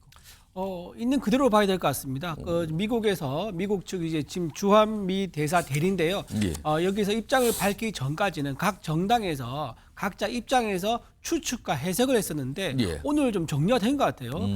이게 실제로 과거에 지금 이 처음으로 민간 국가로 지정된 게 아니라 레이건 정부 때 1년 정도 민간 국가 지정 받은 적이 있었고요. 레이건 행정부는 80년대. 80년대죠. 그렇죠. 오. 아주 오래전이죠. 로널드 예. 레이건 때. 그리고 빌 클린턴 정부 때 그때도 한 2년 반 정도 민간 국가 지정됐다가 빌 클린턴은 90년대. 그렇죠. 80년대도 들어간 적이 있고 90년대 들어간 적이 있고. 그렇죠. 자, 이런 식으로 보면 지금 어느 특정 정권이나 정부가 들어섰다고 해가지고 민간 국가 지정되거나 이런 것도 아닌 것 같아요. 그런데 오늘 설명한 것처럼 그 미국의 에너지부 산하에 보면 연구소가 많이 있는데 예. 그 연구소에서 보안 관련된 문제가 생겼다는 겁니다. 제가 오늘 좀 자세히 알아보니까는 한 연구소에는요 작년 한 해에만 한국인이 2,000명이 왔답니다. 2,000명이 왔는데 이 2,000명이 박사도 있고요, 한국 공무원도 있고 기업인도 있었습니다. 근데 이 2,000명이 오고 가니까 자연스럽게 보안 이슈가 생기는 겁니다. 지금 기술 패권국을 위해서 서로가 치열하게 경쟁하고 있지 않습니까? 그렇습니다. 그런 와중에 작년에 한 박사가 아이다호 국립연구소에 갔는데 거기서 뭔가를 들고 나와요. 그게 바로 노트북입니다. 그 노트북 안에 뭐가 들어가 있느냐? 원자로 안전 해석 코드라는 게 들어가 있었다는 거예요. 그리고 그 코드가 들고 나왔을 때 미국에서는 미국이 가지고 있는 원천 기술이기 때문에 이거 굉장히 허용할 수 없는 일인 거죠. 이제 그렇게 미국에서 국가 기밀로, 국가 기술로 지정하는 것들이 한국인들이 와서 가져가는 경우가 발각이 되고 또 수 2,000명이나 방문하면서 위험 수위가 높아지다 보니까 우리 좀 더 우리 기술에 대해서는 좀 더 조심하자. 그런 취지에서 민간 국가 지정이 아닌가 이렇게 볼 수 있을 것 같습니다. 그럼 뭔가를 미국 쪽에서 밖으로 나가는 거를 적발했기 때문에 그래서 민간 국가 놓은 건데 그러면 우리를 경쟁자로 보는 겁니까 미국에서? 원전이나 이런 그렇죠. 핵과 관련해서? 굉장히 협력적인 국가, 동맹 국가이면서 또 한편은 동시에 경쟁 국가죠. 왜냐하면요, 지금 대만이나 이스라엘 보면요, 대만과 이스라엘도 민간 국가로 되어 있는데 이 두 나라의 특징은 뭐냐면 이 두 나라도 굉장히 기술 강국입니다. 그런 식으로 보면 한국도 이스라엘과 대만 못지않은 기술 강국이기 때문에 견제를 하는 것 같다. 이것도 그렇죠. 기술 견제를 위한 목적으로 민간 국가를 지정했다. 이렇게 해석할 수 있을 것 같습니다. 지금 말씀하신 내용 중에서요. 미국 에너지부가 지난해 어떤 보고서를 좀 낸 게 있대요. 근데 거기에 이런 대목이 좀 들어있답니다. 화면 보겠습니다. 여기 이제 반기 보고서인데요. 미국 에너지부 산하의 직원이 수출 통제된 원자로 소프트웨어를 한국으로 유출 시도하다 적발됐다. 그러니까 비행기 타기 전에 적발됐다는 거예요. 그리고 이 직원은 뭐 해고됐다는 얘기도 있거든요. 이게 직접적인 원인이 아닌가? 아니면 다른 게 뭐 누적된 거 아닌가? 아무튼 이런 사안까지 지금 나오고 있어요. 자, 성추인 부의장. 예. 일단 뭐 여러 가지 설명들이 나왔습니다. 일단은 초기보다는 좀 설명 좀 됐어요. 근데 이런 일이 있었다는 거 아니에요? 그렇다면 이게 알려졌을 텐데 우리 정부가 즉각 대응에 나서지 못했어요. 지금 1월에 올라가는데 2달 넘게 뒤에나 이제야 알았던 거거든요. 그리고 이런 어떤 움직임이 있었으면 조짐도 있었을 텐데 정부가 즉각 나서지 못했고 결국에 민간국가 명단에 올라간 거 아닙니까? 이거는 사실 비판을 피하기 어려운 거 아닙니까? 당연하죠. 그래서 지금 심각하게 받아들였던 게 민간 국가로 지정되었다는 것도 충격적이었지만 우리나라 정부가 이거를 파악하지 못하고 있었다는 것. 그리고 이게 언론에 나와서 이슈가 된 이후에도 즉각적으로 뭔가 입장 표명조차도 못했다는 것. 이것 자체가 지금 정부의 외교 라인이 완전 무너져 있다는 것을 증빙하는 것이거든요. 그러니까 지금 나 말하고 있는 원자로 설계 연구원이 한 연구원이 그걸 유출하다 걸렸다. 이건 일단 표면적인 이유일 뿐일 수도 있는 겁니다. 이거에 대해서 면밀한 우리나라의 분석이 필요하다고 말씀드리는 이유가 만약에 다른 나라 지금 그 연구소에는 전 세계의 모든 연구원들이 다 수천 명이 드나듭니다. 우리나라 연구원만 갈 건 그렇죠. 아닌 것 엄청 같아요. 많은 연구원들이 드나들고 그리고 거기에 뭐 일도 하고 협력 연구도 하고 다 많이 진행이 되는데 이런 사례가 과연 한 차례도 없었는가? 저는 숱하게 있었을 거라고 보거든요. 그럼 그 국가들은 과연 다 민간 국가 지정이 됐는가?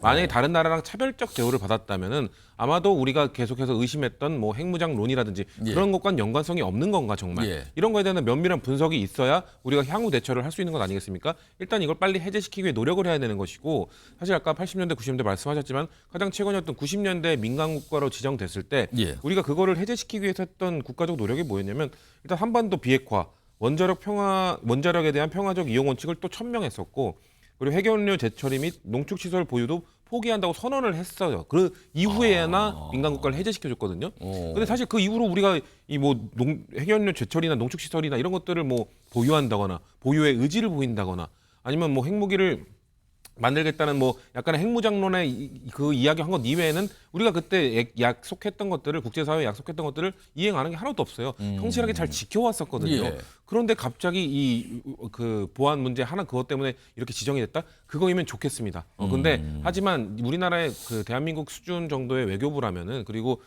정부라면은 이거에 대한 면밀한 분석을 통해서 맞다. 자, 이거 1년 동안 그 에너지부 산하연구원에서 이런 일이 몇 번 있었고 이것 때문에 똑같은 사례로 다른 국가도 기타 민간 국가 중에서 기타 국가로 지정이 됐다. 그러니까 우리 너무 걱정하지 않아도 된다. 이 정도 수준까지 발표를 해줄 수 있어야 우리가 안심을 하죠. 아직까지는 저는 이 정도 나왔다고 해서 안심할 수준은 아니라고 생각합니다. 그러니까 뭔가 충분히 설명되지 않은 것 같다라는 약간 말씀이신 것 같은데 일단 외교부의 설명과 주한미 대리대사 설명은 약간 비슷한 내용인데 오늘 좀 나오게 있고요. 아무튼 상황이 이렇게 됐습니다. 일단 초기에는 이유를 전혀 몰랐거든요. 근데 그건 설명이 되긴 했습니다만 딱 그것만입니까? 라는 시각과 아니 이 정도 이유 설명했는데 뭐가 더 문제예요? 라는 또 시각 이렇게 갈리고 있는데 이런 상황에서요. 오늘도 여야 의원들은 각자의 어떤 주장을 좀 내놨습니다. 그리고 상대를 겨냥해요. 또 이게 또 정치권으로 왔습니다. 이 이슈가. 들어보겠습니다. 지금 민주당의 행태는 문제 해결에 도움이 되지 않으면 물론이고 오로지 정치 공세를 통한 정치적 이익에만 혈안이 되어 외교적 부담은 안중에도 없는 무책임한 행동이라고 생각됩니다. 국민의힘이 정말 도대체가 이 후한무치를 넘어서서 적반하장을 계속 내놓고 있습니다. 실제 일은 본인들이 버려놓고 그 책임이 민주당과 이재명에게 탄핵 때문에 결국 정부가 이걸 대응을 못했다 이렇게 주장하고 있는 셈인데 이걸 정말 그렇게 낯을 들고 할 수 있는지 참 개탄스럽다는 말씀을 드리고요. 이준우 대변인 갑자기 이게 정치 이슈가 됐습니다. 그리고 상대를 보면서 당신들 때문에 지금 이 민감 국가 된 거 아니에요? 우리가 지금 이렇게 얘기하고 있거든요. 이것도 어떻게 봐야 됩니까? 이 상황 지금?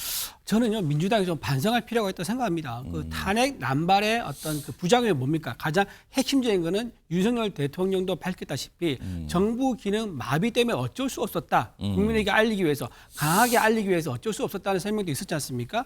지금 만약에 한덕수 권한 대행이 만약에 탄핵되지 않았다 그러면요. 주미 대사를 여기만 한덕수 대행이 아마 신속하게 대응을 했을 수 있을 겁니다. 1월에 민간 국가 명단에 올라갔을 때 만약에 우리 정부가 정상 상황이었으면 다 파악하고 대응하고 할 수 있었는데 그렇지 않아서 그런 거다. 그렇죠. 그 말씀인가요, 지금? 예, 그렇죠. 그리고 또 하나 말씀드리면은 지금 미국에 파견 나가 있는 공무원들도 많이 있습니다. 근데 공무원들도 정상적으로 파견 나가서 임무를 수행하려면요. 한국의 국정이 안정적이어야 될 겁니다. 근데 대통령이 탄핵이 되고 대행도 탄핵이 되면서 대대행 체제로 가면서 공무원들이 시선이 어디로 쏠리겠습니까?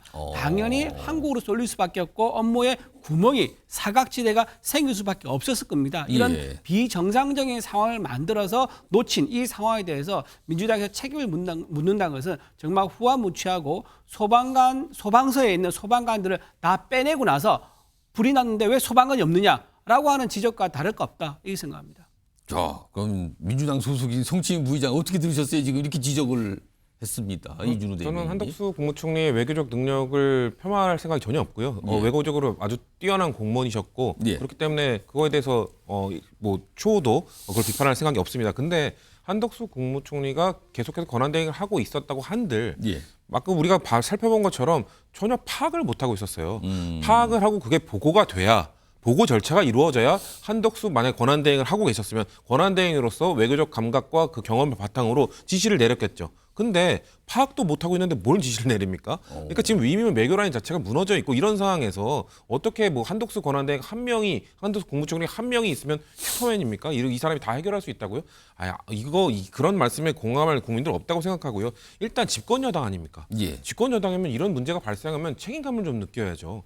왜 어떻게 야당 보고 책임감을 느끼라고 합니까? 일단 본인들에 대해서 반성을 하고 일단 그 며칠 동안 혼란을 준 거에 대해서 유감을 표하고 그거에 대해서 야당이 지적하는 거 그런 것도 아닙니다. 걱정하지 마십시오. 우리가 좀 더 분석하고 좀 더 자료를 제공하겠습니다. 라고 밝히면 되는 겁니다. 그렇게 하면 민주당도 듣다가 설득이 되면 그랬군요라고 하면 되는 건데 계속해서 시작부터 국민의힘은 뭐 지금 이재명 대표와 민주당이 뭐 친중 행보를 보여왔기 때문에 말도 안 되는 주장을 하니까 이거에 대해서 우리가 지적을 안 할 수가 없는 거죠. 그렇기 때문에 일단 저는 아까 말씀드린 것처럼 일단 1차적으로 이 공식적인 내용이 나왔으면 아까 말씀드린 좀 더 분석을 해야 됩니다. 이거에 대해서 정치적으로 다룰 게 아니라 그리고 지금 그 정부 부처 내에서도 부처끼리 서로 지금 남 탓하고 있다고 들었거든요. 이거를 빨리 최상목 권한대행이 빨리 조정을 하셔가지고 남 탓할 게 아니라 서로 도와서 어떻게 하면 그리고 우리 민주당도 설득시킬 수 있는 설득 자료를 낼 수 있는지에 대한 고민을 빨리 하시는 게 좋겠다. 저는 이렇게 말씀드리고 싶습니다. 제가 조금 보태서 말씀드리면 지금 이재명 대표에 대한 외신들의 평가는요 굉장히 좀 우려스럽습니다. 영국의 파이낸셜 타임즈는요 이재명 대표에 대해서 좌파 선동가라고 이름을 딱 붙였습니다. 미국의 국무부에서 예산 지원을 받는 미국의 목소리 VOA에서는요 만약에 이재명 대표가 한국의 지도자가 된다면 한미 동맹 관계가 깨질 것이다. 그리고 주한미군이 철수할 것이고 다시 돌아가지 않을 것이라고 공식적으로 입장까지 낸 상황입니다. 해외에서 보고 있는 이재명 대표에 대한 우려를 좀 민주당에서도 인정을 하고 좀 다시 좀 고민을 좀 해봐야 되지 않을까 생각합니다. 그렇게 치면은 지금 비상계엄이 일어난 다음에 외신들은 조기 대선 사실상 윤석열 대통령의 탄핵을 예상화하고 그럼 조기 대선이 이루어지면 이재명 대표가 위험한 사람이고 그 사람이 대통령이 될 가능성이 높기 때문에 민간 국가로 지정한 겁니까? 이런 거 아니잖아요. 그렇기 때문에 이재명 대표가 외신에서 평가를 받는 것과 지금 이 이슈는 전혀 상관이 없는 얘기예요. 이재명 대표가 좀 더 외신으로부터 좋은 평가를 좋게 평가하는 외신도 있습니다. 딱 하나의 외신 평가를 갖고 와서 좌파로서 뭔가 주한미군 철수할 것 같다는 항상 민주당 정부가 들어설 때마다 민주당 정부 들어서면은 주한미군 철수합니다라고 공포 마케팅 하시는데 단 한 번도 그런 적 없다는 말씀 드리고 싶습니다.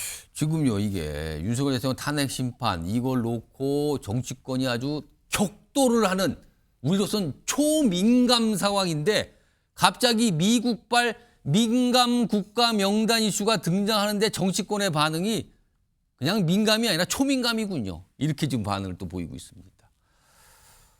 저런 명단이 있다는 것도 아마 국민들께서 처음 알았었을 것 같아요. 미국에서 저런 걸 작성한다는 것도요. 자, 요 얘기 정도로 좀 정리해 보고요. 다음 이슈 넘어가 보죠. 이재명 대표 관련된 얘기 지금 두 분이 하셨잖아요. 이재명 대표 관련 얘기 오늘 준비된 게 하나 있습니다. 키워드 보시죠. 부부 신변 보호입니다. 그러면 이재명 대표 그리고 이재명 대표의 부인인 김혜경 씨 이렇게 돼 있는데요. 일단 그림을 좀 보겠습니다. 이재명 대표 요즘에 대외 활동을 굉장히 자제했거든요. 자제했어요. 근데 오늘 이 암살 제보 이후에 처음으로 대외 활동했는데 광주를 방문했습니다. 지금 저게 어떤 모습인가 하면요. 최근에 탄핵 촉구 피켓 시위를 벌이던 도중에 사망한 당원이 있었어요. 그 당원 조문 가는 모습입니다. 일단 비공개 그동안 이렇게 모습이 없었는데 이게 외부 행보잖아요. 오늘 저런 모습이 있었고요. 그리고 저게 조문이 끝난 뒤에는요. 어떤 이게 농성 현장도 찾고요. 그 집회하는 데도 참석한다. 이런 게 예고된 상황이에요. 오늘 광주행 첫 외부 일정 요 모습이었습니다. 광주를 방문했다는 거예요. 자, 그리고요. 이런 모습이 오늘 있었고요. 그리고 다음에 신변 보호와 관련 내용 화면으로 좀 소개해 드리겠습니다. 자, 보시면요. 오늘 오후부터 이재명 대표의 신변 보호 경찰이 시작했다는 내용입니다. 오늘 오후부터. 이게 오전에 알려졌거든요. 그리고 종료 시점은 미지정이다. 그러니까 오늘 오후부터 경찰의 신변 보호를 받기 시작한 겁니다. 자, 이 얘기 좀 해보죠. 송시훈 부의장. 예. 그러면은 오늘 오후부터 경찰이 신변 보호에 나섰다는 건데 예. 그러면 그동안 지금 저 사진은요. 오늘 모습이 아니라 어제 예. 모습이었거든요. 국회 경내 모습이었는데 그럼 그동안은 자체 네, 경호원이었습니까? 맞습니다. 전 경찰이 어떻게 된 아니고 상황입니까? 그거 좀 설명해 경호원입니다. 주세요. 말씀하신 것처럼 그 이재명 대표에 대한 뭐 테러 암살 계획이 뭐 이루어지고 있다는 제보가 들어왔었고 예. 그것 때문에 일단 이재명 대표는 공식 일정을 좀 자제하고 예. 경찰은 신변 보호 요청을 한 겁니다. 근데 아직까지 오늘 오전까지는 경찰에서 나선 건 아니었고요. 그렇죠. 그 전은 전 다 사설 경호원들이고요. 당에서. 방금 전에 나갔던 사진. 예, 제가 알기로 저 사진은 이 이전 경찰이 경호하기 전에 두 명이 사설 그러면 경호원이 있었거든요. 민주당 차원에서 마련한 맞습니다. 경호원들이니까. 네, 맞습니다. 그렇기 때문에 이제 경찰의 경호로 넘어간 게 된 것이고요. 저는 그리고 공개 일정을 이제 근데 시작할 수밖에 없었죠. 왜냐하면은 아까 말씀하신 것처럼 지금 민주당 당원이 이 탄핵 찬성 피켓 시위를 하시다가 돌아가신 거기 때문에 사실 이 윤석열 대통령이 이 석방되기 전까지만 하더라도 민주당은 이제 장외 집회에 그렇게 나가지 않았었습니다. 뭔가 헌법재판소의 시간이 됐기 때문에 우리는 최대한 원 내에서 싸워야 된다라는 원칙을 고수해 왔었는데 예. 탄핵 석방 이후 뭔가 그 국민들의 불안감, 탄핵에 찬성하시는 국민들의 불안감이 상당히 많이 높아졌고 예. 그리고 국민들이 민주당에게 얘기했던 게 민주당은 뭐 하고 있느냐? 지금 국민의힘은 거리로 나와서 탄핵 반대 집회에도 열심히 나가고 있고 뭐 헌법재판소 앞에서 뭐 릴레이 농성 시위도 하고 있는데 민주당은 뭐 하고 있느냐 이런 비판들을 하셨거든요. 그런 차원에서 민주당도 이제 거리로 나간 상황에서 피켓 시위를 계속 하시던 당원이 돌아가신 거잖아요. 예. 안타깝게도. 그렇기 때문에 이재명 대표나 민주당의 입장에서는 우리가 함께하지 못했던 것, 이제라도 함께하고 있지만 그분들에 대한 미안함도 있고 그러면서 그럼 안 되겠다. 사실 이재명 대표가 최대한 밖에 외부 활동을 자제해야 된다는 목소리가 여전히 있는데요. 예. 이 정치인의 숙명이 그 국민들과의 스킨십을 안 할 수가 없지 않습니까? 그렇기 때문에 지금처럼 뭔가 당력을 집중해야 되는 시기이기 때문에 아마 좀 조심스럽지만 이런 횡보를 이어가실 거라고 봐요. 저렇게 일단 경찰이 신변 보호도 해주기로 했기 때문에 예. 외부 활동을 이제는 조금 더 늘려가지 않을까 저는 그렇게 보고 있습니다. 자, 오늘 이재명 대표가 이런 신변 보호와 관련돼서 설명을 좀 내놨어요. 광주 그 현장에서요. 들어보겠습니다. 경찰의 경호도 좀 확대됐고 어느 정도 우리도 이 위기 상황에 대한 준비도 좀 갖춰졌다는 측면도 있겠습니다. 현장에서 치열하게 싸우다 돌아가신 우리 진상길 당원 동지의 조문을 하지 않을 수가 없었고 이걸 기회로 다시 정상 활동을 하기로 한 것입니다. 정상 활동을 하기로 한 것이다라고 얘기를 했어요. 그럼 송시훈 부의장. 예. 그렇다면은 예를 들어 지금 민주당 의원들은 매일 도보 행진 하잖아요. 국회에서 지금 광화문까지 거의 한 9km 가까운 거리를 매일. 맞습니다. 제가 최근에 그 도보 행진을 많이 하시고 매일 참석하시는데 민주당 의원 말씀 들어보니까 만만치 않더라. 매일 하기는 물론 건강이 좋아지는 것 같지만 이거 매일 그렇게 걷는다는 게 쉽지 않은 일다 이렇게 말씀까지 하셨는데 그렇죠. 예. 그러면은 앞으로 이재명 민주당 대표도 이 도보 행진에도 참여하고 그리고 서울에서 열린 집회도 참석하고 그렇게 되는 겁니까? 일단 다 열어둘 것으로 보여지고요. 일단 경찰이 신변보호를 해주기로 했으니까 경찰과도 아마 협의를 할 걸로 보여집니다. 이런 경찰의 이런 신변보호 수준 하에서 우리가 이 정도 해도 되는가? 정상적으로 이제 일정을 수행할 건데 그래도 이거는 좀 아닌 것 같다라고 하면은 그 경찰이 보호해 주는데 좀 위험에 노출될 수 있다고 한다면은 또 다른 판단을 할 수 있긴 한데 일단은 최대한 대표가 할 수 있는 소화하실 수 있는 일정에 대해서 최대한 검토를 해보고 그것을 경찰과 협의한 다음에 아마 참여할 거라서 보인다. 말씀하신 그 도보행진 역시 저도 이제 주변에 뭐 의원님들이나 뭐 당직자들이나 보좌진들 상당히 많이 나가고 있거든요. 그들도 역시 초반에는 회사가 이 건강 관리도 시켜준다 하면서 열심히 나가다가 이제는 조금 체력적으로 힘들다는 얘기도 매일 하기는 만만치 않은데요. 정말 매일 하고 있거든요. 그렇기 때문에 그런 좀 힘들어하는 당직자 당직자들이나 이런 사람들을 생각했을 때 당대표가 전 함께 하실 가능성도 충분히 있다고 생각하거든요. 근데 당 차원에서는 좀 더 뭐가 효율적인지를 판단해야 된다. 당대표가 같이 행보하는 게 맞느냐 아니면 다른 일정 소화하는 게 맞느냐 이런 얘기들도 많기 때문에 종합적으로 고려해서 판단하실 거라고 생각하고 있습니다. 이준우 대변인 어떻게 보셨어요? 아까 지금 부부가 이제 신변 보호를 요청했다고 얘기했는데요. 지금 예. 김혜경 씨하고 지금 이재명 대표하고 이제 신변 보호 차원이 좀 다릅니다. 김혜경 그렇죠. 씨는요. 법원에서 하는 겁니다. 법원에서 해주는 거죠. 법원에서 출입할 때, 그리고 신변 보호라는 게 딱히 특별하지 않아요. 그러니까 정문에는 1층으로 뭐 일반인 들어가지 않습니까? 그러지 않고 방호원의 안내를 받아서 2층 후문으로 들어간다. 그 정도 차이가 이제 예. 있는 거기 때문에 김혜경 씨에 대해서 신변 보호 요청에 대해서 어떤 의미를 이재명 대표 갖게 되는 건 조금 무리가 있다는 생각이 들고요. 예, 예. 또 이재명 대표의 신변 보호 요청에 대해서는 좀 의혹을 좀 많이 제기하는 분들이 있습니다. 의혹이요? 네. 왜냐하면 신변 보호 요청을 하면서 본인의 신체를 위협하겠다는 분 있지 않습니까? 예. 그 사람이 누구인지 경찰이 수사 의뢰를 하지 않습니다. 지금 신변 보호 요청이 문제가 있다고 얘기한 지 6일이 넘었습니다. 6일째인데도 아직 경찰에 수사 의뢰를 하지 않습니다. 이 왜냐하면 경찰이 신변 보호를 하지 않습니까? 그렇게 예. 되면 이게 결국은 경찰 인력이 동원되는 거기 때문에 혈세가 들어갑니다. 예. 그리고 본인도 계속 경호를 받고 있지만 불안하지 않습니까? 그러면 불안감도 근원적으로 없애고 또 혈세 낭비도 줄이기 위해서는요. 수사를 의뢰해서 그 위협한 사람 누구인지 잡으면 됩니다. 근원적으로 원인이 해결하면 되는데 또 그건 또 안 해요. 그러니까 국민들이 정말 진짜 위협받고 있는 게 맞나라 의아한 그런 또 생각이 드는 거고요. 또 하나 말씀드리면은 지금 3월 26일 날 다음 주죠. 다음 주 이재명 대표의 항소심 선고 결과가 나옵니다. 근데 그 결과가 이 신체 위협한 사람이 그 결과를 예측할 수 있습니까? 만약에 거기서 유죄가 나오지 않습니까? 예. 그러면 굳이 이재명 대표에 대해서 신변 위협할 이유가 없죠. 유죄가 되고 가면 이제 대선에 출마가 어려워질 것이고 대법원에서 유죄받을 확률이 더 높아지는 거니까. 그런데 이런 의아한 여러 가지 문제들이 있습니다. 그럼에도 불구하고 왜 이렇게 경호 인력이라는 눈에 보이는 좀 것을 할까? 제가 보기에는 많은 국민들이 생각을 좀 하고 있는 것처럼 자작극이라는 의혹이 하나 있고요. 또 하나 지금 민주당 진영의 어떤 새 결집을 위한 새 결집용 쇼이다 이런 얘기도 있습니다. 왜 이게 실제로 이게 정치에 많이 쓰이는 건데요. 예. 옛날에 2012년입니다. 푸틴 러시아 대통령이 대선 나왔을 때 예. 그때 암살 위협이 있다고 그걸 공개적으로 얘기해요. 그러고 나서 어떻게 홍보했느냐. 국정을 안정시킬 지도자는 역시 푸틴이다. 푸틴을 대통령 뽑아줘야지 암살 위협에서 벗어날 수 있다. 이런 식으로 홍보를 한 적이 있거든요. 아마도 이재명 대표도 이런 걸 혹시나 의식한 게 아닌가 의심이 좀 들고요. 정치에 이런 말이 있습니다. 불안을 지배하라는 말이 있어요. 이건 뭐냐면 불안을 해소해라 이 말이거든요. 찾아서 해소해라. 그런데 지금 이재명 대표가 하는 여러 가지 행보를 보면 불안을 이용해서 국민을 지배하라. 혹시 이런 생각을 가지고 있는 게 아닌지 좀 의심스러운 상황입니다. 송치훈 부장 지금 이준우 대변인 상당히 의심을 하면서 뭔가를 얘기했어요. 이거 어떻게 들으셨어요, 이거? 저는 자작극이나 저런 얘기 하실 때마다 참 국민의힘 해도 너무한다는 생각이 듭니다. 그러니까 뭐 저도 막 선을 넘고 싶은 생각이 너무 마음이 드는데 막 북풍 얘기하면서 자작극 그런 것 때문에 자작극을 의심하느냐 이런 얘기를 하고 싶은데 근데 지금 이재명 대표가 작년 1월에 테러를 당했고 그렇죠. 이재명 대표만 당했습니까? 국민의힘 배현진 의원도 테러 당했잖아요. 그건 엄연히 있었던 벌어진 그렇죠. 일이었어요. 그거는. 배현진 의원도 당했고 배현진 의원도 목숨을 잃을 뻔했습니다.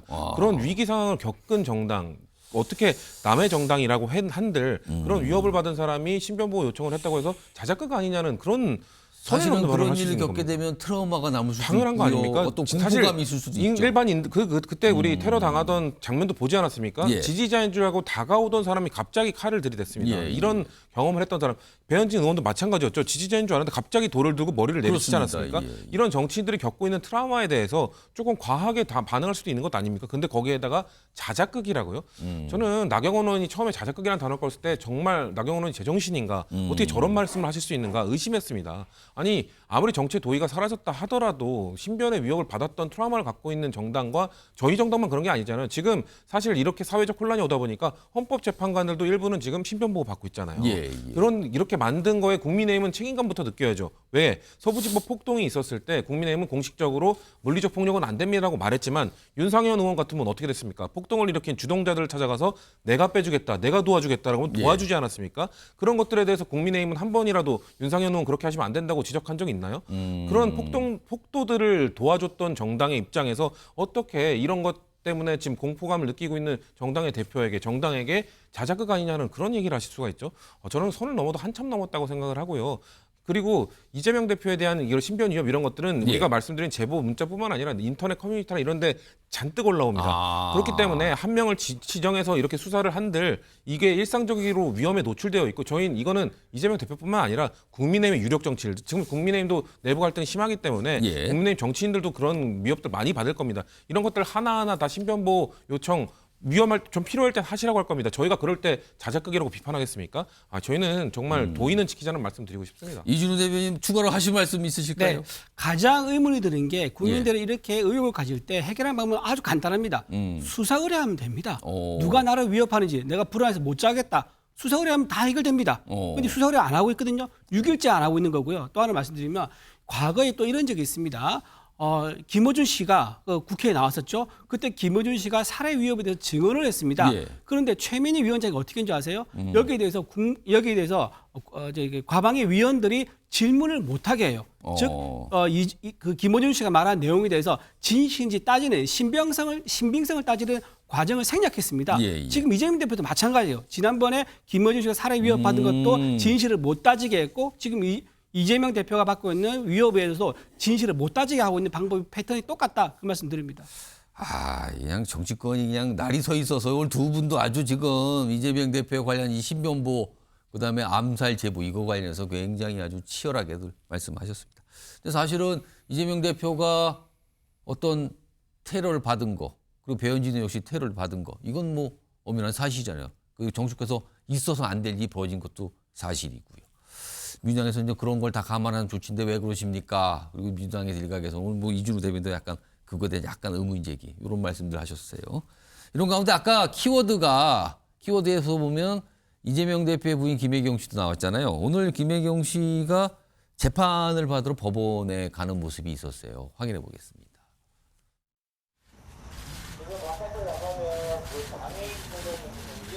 법인카드 유용혐의 여전히 부인하시는 거예요? 항소심에서 어떤 점 소명하실 계획이신 거예요? 자, 오늘이 이제 공직선거법 위반 항소심 총 고판이죠. 그러니까 과거 이제 법인카드 경기도 뭐 법인카드로 식사 뭐 제공한 혐의 이건데 오늘도 1심하고 마찬가지로 신변보호 요청을 최근에 했어요. 2심에서도. 그래서 법원에서 받아준 거죠. 법정질서 유지권에 근거해 신변보호 결정. 그러니까 법원에 출석할 때 이제 뭔가 보호 조치 좀 하겠다. 요겁니다. 아까 이재명 대표처럼 일상생활의 그 보호하고 좀 차원이 다른 건데 성추인 부장 요건 좀 어떤 의미인지 설명해 주시죠. 그러니까 그 김혜경 씨가 재판장에 들어갈 때 그리고 나올 때까지도 포함되는 걸로 알고 있는데요. 지금 김혜경 씨나 이재명 대표가 지금 유력 정치인들과 관련된 재판장 그 사법부 앞에는 뭐 반대 찬성하는 분들이 많이 몰려오잖아요. 그렇기 때문에 안에 있을 불상사를 대비하기 위해서 저렇게 요청을 하면은 재판부에서 받아들입니다. 그리고 이거는 지금 항소심 중이거든요. 1심 때도 받아들여서 1심 때도 비슷한 신변보호 이미 있었다. 똑같이 받아들여서 재판을 들어갈 때랑 나올 때 최대한 안전하게 오고 갈 수 있도록 그 재판부가 신청을 받아들였던 거기 때문에 이거는 지금 뭐 이재명 대표와 김명희 씨 부부 이렇게 지금 같이 얘기를 하고 있지만 표현은 둘 다 신변보호라는 표현이 붙었지만 근데 이재명 대표가 받는 것과는 전혀 별개 법정에서만 받는 거다라는 말씀. 법원에 출석할 때 그 법원에 들어갈 때 나올 때까지 그거에 법원에서 조치를 취해 주는 거다. 그렇기 때문에 뭐 김혜경 씨가 뭐 이재명 대표처럼 뭔가 신변에 뭐 위협을 받았다거나 뭐 이재명 대표처럼 뭔가 계획 뭐 제보를 받았다거나 이런 차원에서 이루어지는 그 차원은 아니다. 재판을 받는 과정 속에서 그 법원 안에서만 이루어지는 신변보호 조치라는 걸 말씀드립니다. 그렇군요. 오늘 뭐 신변보호 조치를 요청했고 법원에 받았다 이렇게 해서 뭐가 좀 많은 분들이 주목을 하셨는데 이거는 법원에 한정된 그런 내용이라는 겁니다. 이 신변보호 요청요 이거 누구나 다 할 수 있는 겁니다. 일단 본인이 유명인이거나 아니면 뭐 좀 언론에 많이 알려졌거나 그러면요 신청을 해서 들어오고 나갈 때 이거는 법원에 갈 때는 그렇죠. 이건 다 할 수 있는 거고 아까 저렇게 정치적으로 어떤 반대 의견을 가진 사람들의 어떤 예상치 못한 행동을 우려할 수 있는 거지만 극성 유튜버들 있지 않습니까? 그런 유튜버들이 밀착하거나 또는 가까이 할 수 있으니까 이런 누구나 할 수 있는 특별하지 않은 신변보호 요청이다. 법원에 갈 때는 요청이 충분히 누구나 할 수 있는 거고 법원이 또 판단해서 받아주기도 하는 이런 조치라는 거군요. 알겠습니다. 이재명 대표의 신변보호 요청은 약간 좀 질적으로 다르다. 이 두 분이 그거 좀 설명해 주셨어요. 자, 다음 마지막 이슈로 좀 넘어가 보죠. 키워드 보겠습니다. 의정 갈등이었는데 이게 화살표가 돼 있어요. 세대 갈등으로 넘어가는 겁니까? 그럼 세대는 의료계의 세대를 말하는 걸까요? 지금요? 우선 이거 오늘 많이 알려졌죠. 서울대 의대 교수들이 입장을 낸 게 있어요. 입장을. 근데 그동안은 저 의료계 입장은 정부를 비판하거나 뭐 정치권에 호소하거나 이런 거 있잖아. 근데 그게 아니었어요. 화면 보겠습니다. 어떻게 됐냐면요. 서울대 의대 교수들 4명의 거기 이름도 나와 있잖아요. 이 이름으로 이게 뭡니까? 그러면은 전공의하고 의대생들을 향해서 비판한 것 같아요. 내가 알던 후배들이 많나. 조금 겸손하면 좋으련만. 의사 면허 하나로 대접받으려는 모습도 오만하기 그지없다. 그래서 최근에 의대생들이 좀 수업 거부 계속 이어지고 있잖아요. 대학들에서는 강력하게 조치하고 이거 뭐 제대로 어떤 시한까지 이거 휴학 조치 철회 안 하고 그러면 대적할 수 있다. 이런까지 얘기하고 있는데 지금 서울대 의대 교수는 전공의와 의대생에 대해서 비판적 입장을 내는 거예요. 이거 너무 오만하다. 뭔가 이쯤 되면은 타협도 해야 되고 어떤 행동을 해야 되는데 왜 안 하느냐. 조금 겸손하면 좋으련만. 그러면서 이런 후배들이 내가 아팠을 때 내 가족들이 치료한다 생각하면 굉장히 두렵다. 뭐 이런 취지의 얘기까지 남겼어요. 이준우 대변인.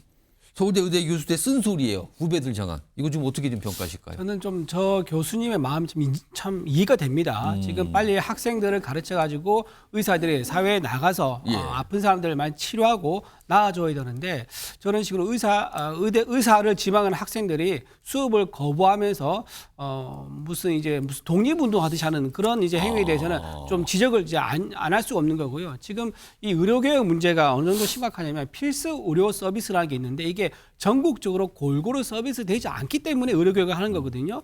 그리고 특히 내외 산소라고 있습니다. 내과, 외과, 산부인과, 소아과. 이 내외 산소가 굉장히 기피하는 쪽이에요. 그러니까 힘은 들지만 의료 수가가 적어서 다들 피한단 말이에요. 그러다 보니까 근원적으로 문제 해결하는 방법 중에 하나가 의대 정원을 늘려서 공급을 늘리는 겁니다. 이런 근원적으로 우리가 가야 할 길이 있는데 여기에 대해서 협상이라든가 타협이라든가 배려가 없이 무조건적으로 우리들이 원하는 단 하나의 조건만 제시하고 안 들어주면 우리는 그냥 안 하겠다.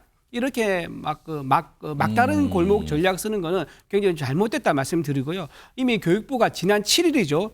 의대생에다가 얘기를 했습니다. 2026학년도 의대 정원은 3,000명으로 제한하겠다고 이미 얘기를 했어요. 그러면 상당히 정부가 양보를 한 거거든요. 그렇다고 하면 의대생들도 좀 여기에 대해서는 좀 전향적으로 판단을 해서 움직여야 되지 않겠느냐. 국민들이 좀 보고 있다 말씀드립니다. 저런 후배들을 향한 쓴소리가 담긴 입장을 낸 이 서울대 의대 교수 중에 한 명 목소리 좀 들어보겠습니다. 우리 집단이 망가지는 것이 바람직하지 않다는 생각에서 사실 이 글을 냈고 지금 시점에 내게 된 거는 이제 더 늦어지게 되면은 올해도 교육을 아예 제대로 할 수 없을 것 같아요. 어떻게 보면 호소가 담긴 후배들 향한 쓴소리 그리고 지적이었어요. 근데요. 후배들의 반응은 뭘까요? 화면 보겠습니다. 박단 전공의협의회 비대위원장이잖아요. 대한의사협회 부회장이기도 하고요. 근데 이렇게 반응이 나왔어요. 어제요. 교수라 불릴 자격도 없는 몇몇 분들께. 본인들한테 이런 소리 하지 말라는 얘기 같죠? 이런 사태에 벌어져야만 위선 실토하는 현실은 안타깝습니다. 교수라 불릴 자격도 없거든요. 정치윤 부의장, 이 반응은 어떻게 봐야 됩니까? 저는 저 입장을 표명한 교수님들도 그리고 저 박단 위원장을 비롯한 저 지금 파업을 하고 있는 그 이탈해 있는 전공의들도 그리고 지금 일부 복귀를 했다는 거 아닙니까? 일부 복귀한 이 전공의들에 대해서 또 이 비판의 목소리가 쏠리고 있는데 근데 또 그 복귀한 학생들도 저는 아무도 잘못한 사람은 없다고 생각합니다. 각자가 지금 다 그런 입장을 가질 수 있고 각자의 입장에 따라서 저런 의견을 표출할 수밖에 저는 없다고 생각을 하고요. 결국 정치권이 잘못한 거고 결국 정부가 가장 큰 책임감을 느껴야죠. 이렇게 방치해놓고 사실상 의정 갈등으로 인해서 고통받는 건 국민인데 저 내부에서 사람들이 싸우면서 서로 목소리 내면서 이대로 가면 안 되지 않느냐라는 자성의 목소리 속에서 저는 다툼이 나오는 것이라고 생각하기 때문에 정부가 큰 책임을 갖고 뛰어들어야 되는데 지금 이 의정 갈등을 이끌었던 대통령은 어떻게 되어 있습니까? 그렇기 때문에 지금 상황이 심각해진 거는 결국 저는 제 영순위의 책임은 대통령에게 있는 것이고요. 단순히 저런 갈등뿐만 아니라 지금 보건복지부가 발표한 자료에 따르면 지금 우리나라 의료체가 비상진료 체제로 유지가 되고 있는 것이거든요. 예. 왜냐하면 응급실이 제대로 돌아가고 있지 않기 때문에 국가가 돈을 쏟아 부어가지고 어떻게든 유지시키고 있는 거예요. 그게 지금 2년 동안 3조 5천억을 쏟아 부었습니다. 근데 그 돈이 어디서 나오냐? 건강보험 재정에서 나옵니다. 이게 계속되면은 건강보험 재정도 문제가 생기고요. 예. 비상진료 체제도 사실상 유지할 수가 없습니다. 그렇기 때문에 이거를 어떻게든 빨리 해결해야 되고 저렇게 의정 갈등 당사자들끼리 갈등을 일으키게 할 것이 아니라 정부가 좀 더 적극적으로 뛰어들어야 되고 저는 정치권도 사실 참 이런 말할 때가 아니지만 탄핵 정국뿐만 아니라 저 문제 해결하기 위해서 정치인들도 몇 명은 달려가서 저 갈등을 해결하기 위해 좀 노력을 해야 된다고 생각하거든요. 저희 민주당도 책임이 있다고 생각합니다. 정치권 이거 언제까지 방치하지 말고 대통령이 지금 부재한 상황이라 하더라도 교육부총리랑 하든 누구랑 하든 이거에 대한 좀 진일보할 수 있는 단계를 정치권도 좀 마련해 줘야 된다. 저는 그렇게 생각합니다. 지금 의료계가 정상적으로 가동이 되지 않고 있는 거잖아요. 그러니까 이게 국민들도 답답하고 피해를 보고 있고 그리고요 어제 이 소방 구급대원 분들이 기자회견을 했어요. 들어보겠습니다. 최근 응급실 과부하로 인해 발생하는 응급실 뺑뺑이 문제가 지속되고 있음에도 불구하고 이에 대한 근본적인 해결책이 마련되지 않고 있습니다. 구급대원들은 많이 지쳐 있고 환자를 적절한 병원으로 이송하지 못하는 상황이 반복되면서 큰 자괴감과 스트레스, 이제는 몸도 마음도 상처만 쌓여가고 있다. 이준우 의원 뭐 한 40여 초 정도 시간이 있는데 이분들 사실은 병원 못 구하는 거 이분들이 현장에서 보고 다니는 거잖아요. 연락했는데 안 된다 계속 연락하고 어떻게든 살려보겠다고 하는 분들인데 답답함을 호소한 거네요 지금도. 환자를 이제 구급차에 싣고 돌아다니면서 만약에 적정한 병원을 찾지 못해서 응급 구급차에서 사망하는 경우가 생기면요 굉장히 막 트라우마 생길 것 같아요. 저런 비극을 없애기 위해서는 좀 효율적인 제도 구성이 필요하지 않겠느냐. 예를 들면 구급차가 갔을 때 받아주는 병원 같은 경우는요 어드밴티지나 혜택을 줘가지고 유도하는 방향으로 하는 그런 제도적인 보완책도 필요하겠다 말씀드립니다. 정치권이 혼란스럽지만 이런 거는 좀 고민을 꼭 해야 될 것 같습니다. 두 분이 그런 말씀을 해주셨어요. 자, MBN 뉴스 와이드 오늘은 여기서 마무리합니다. 시청해주신 여러분 고맙습니다.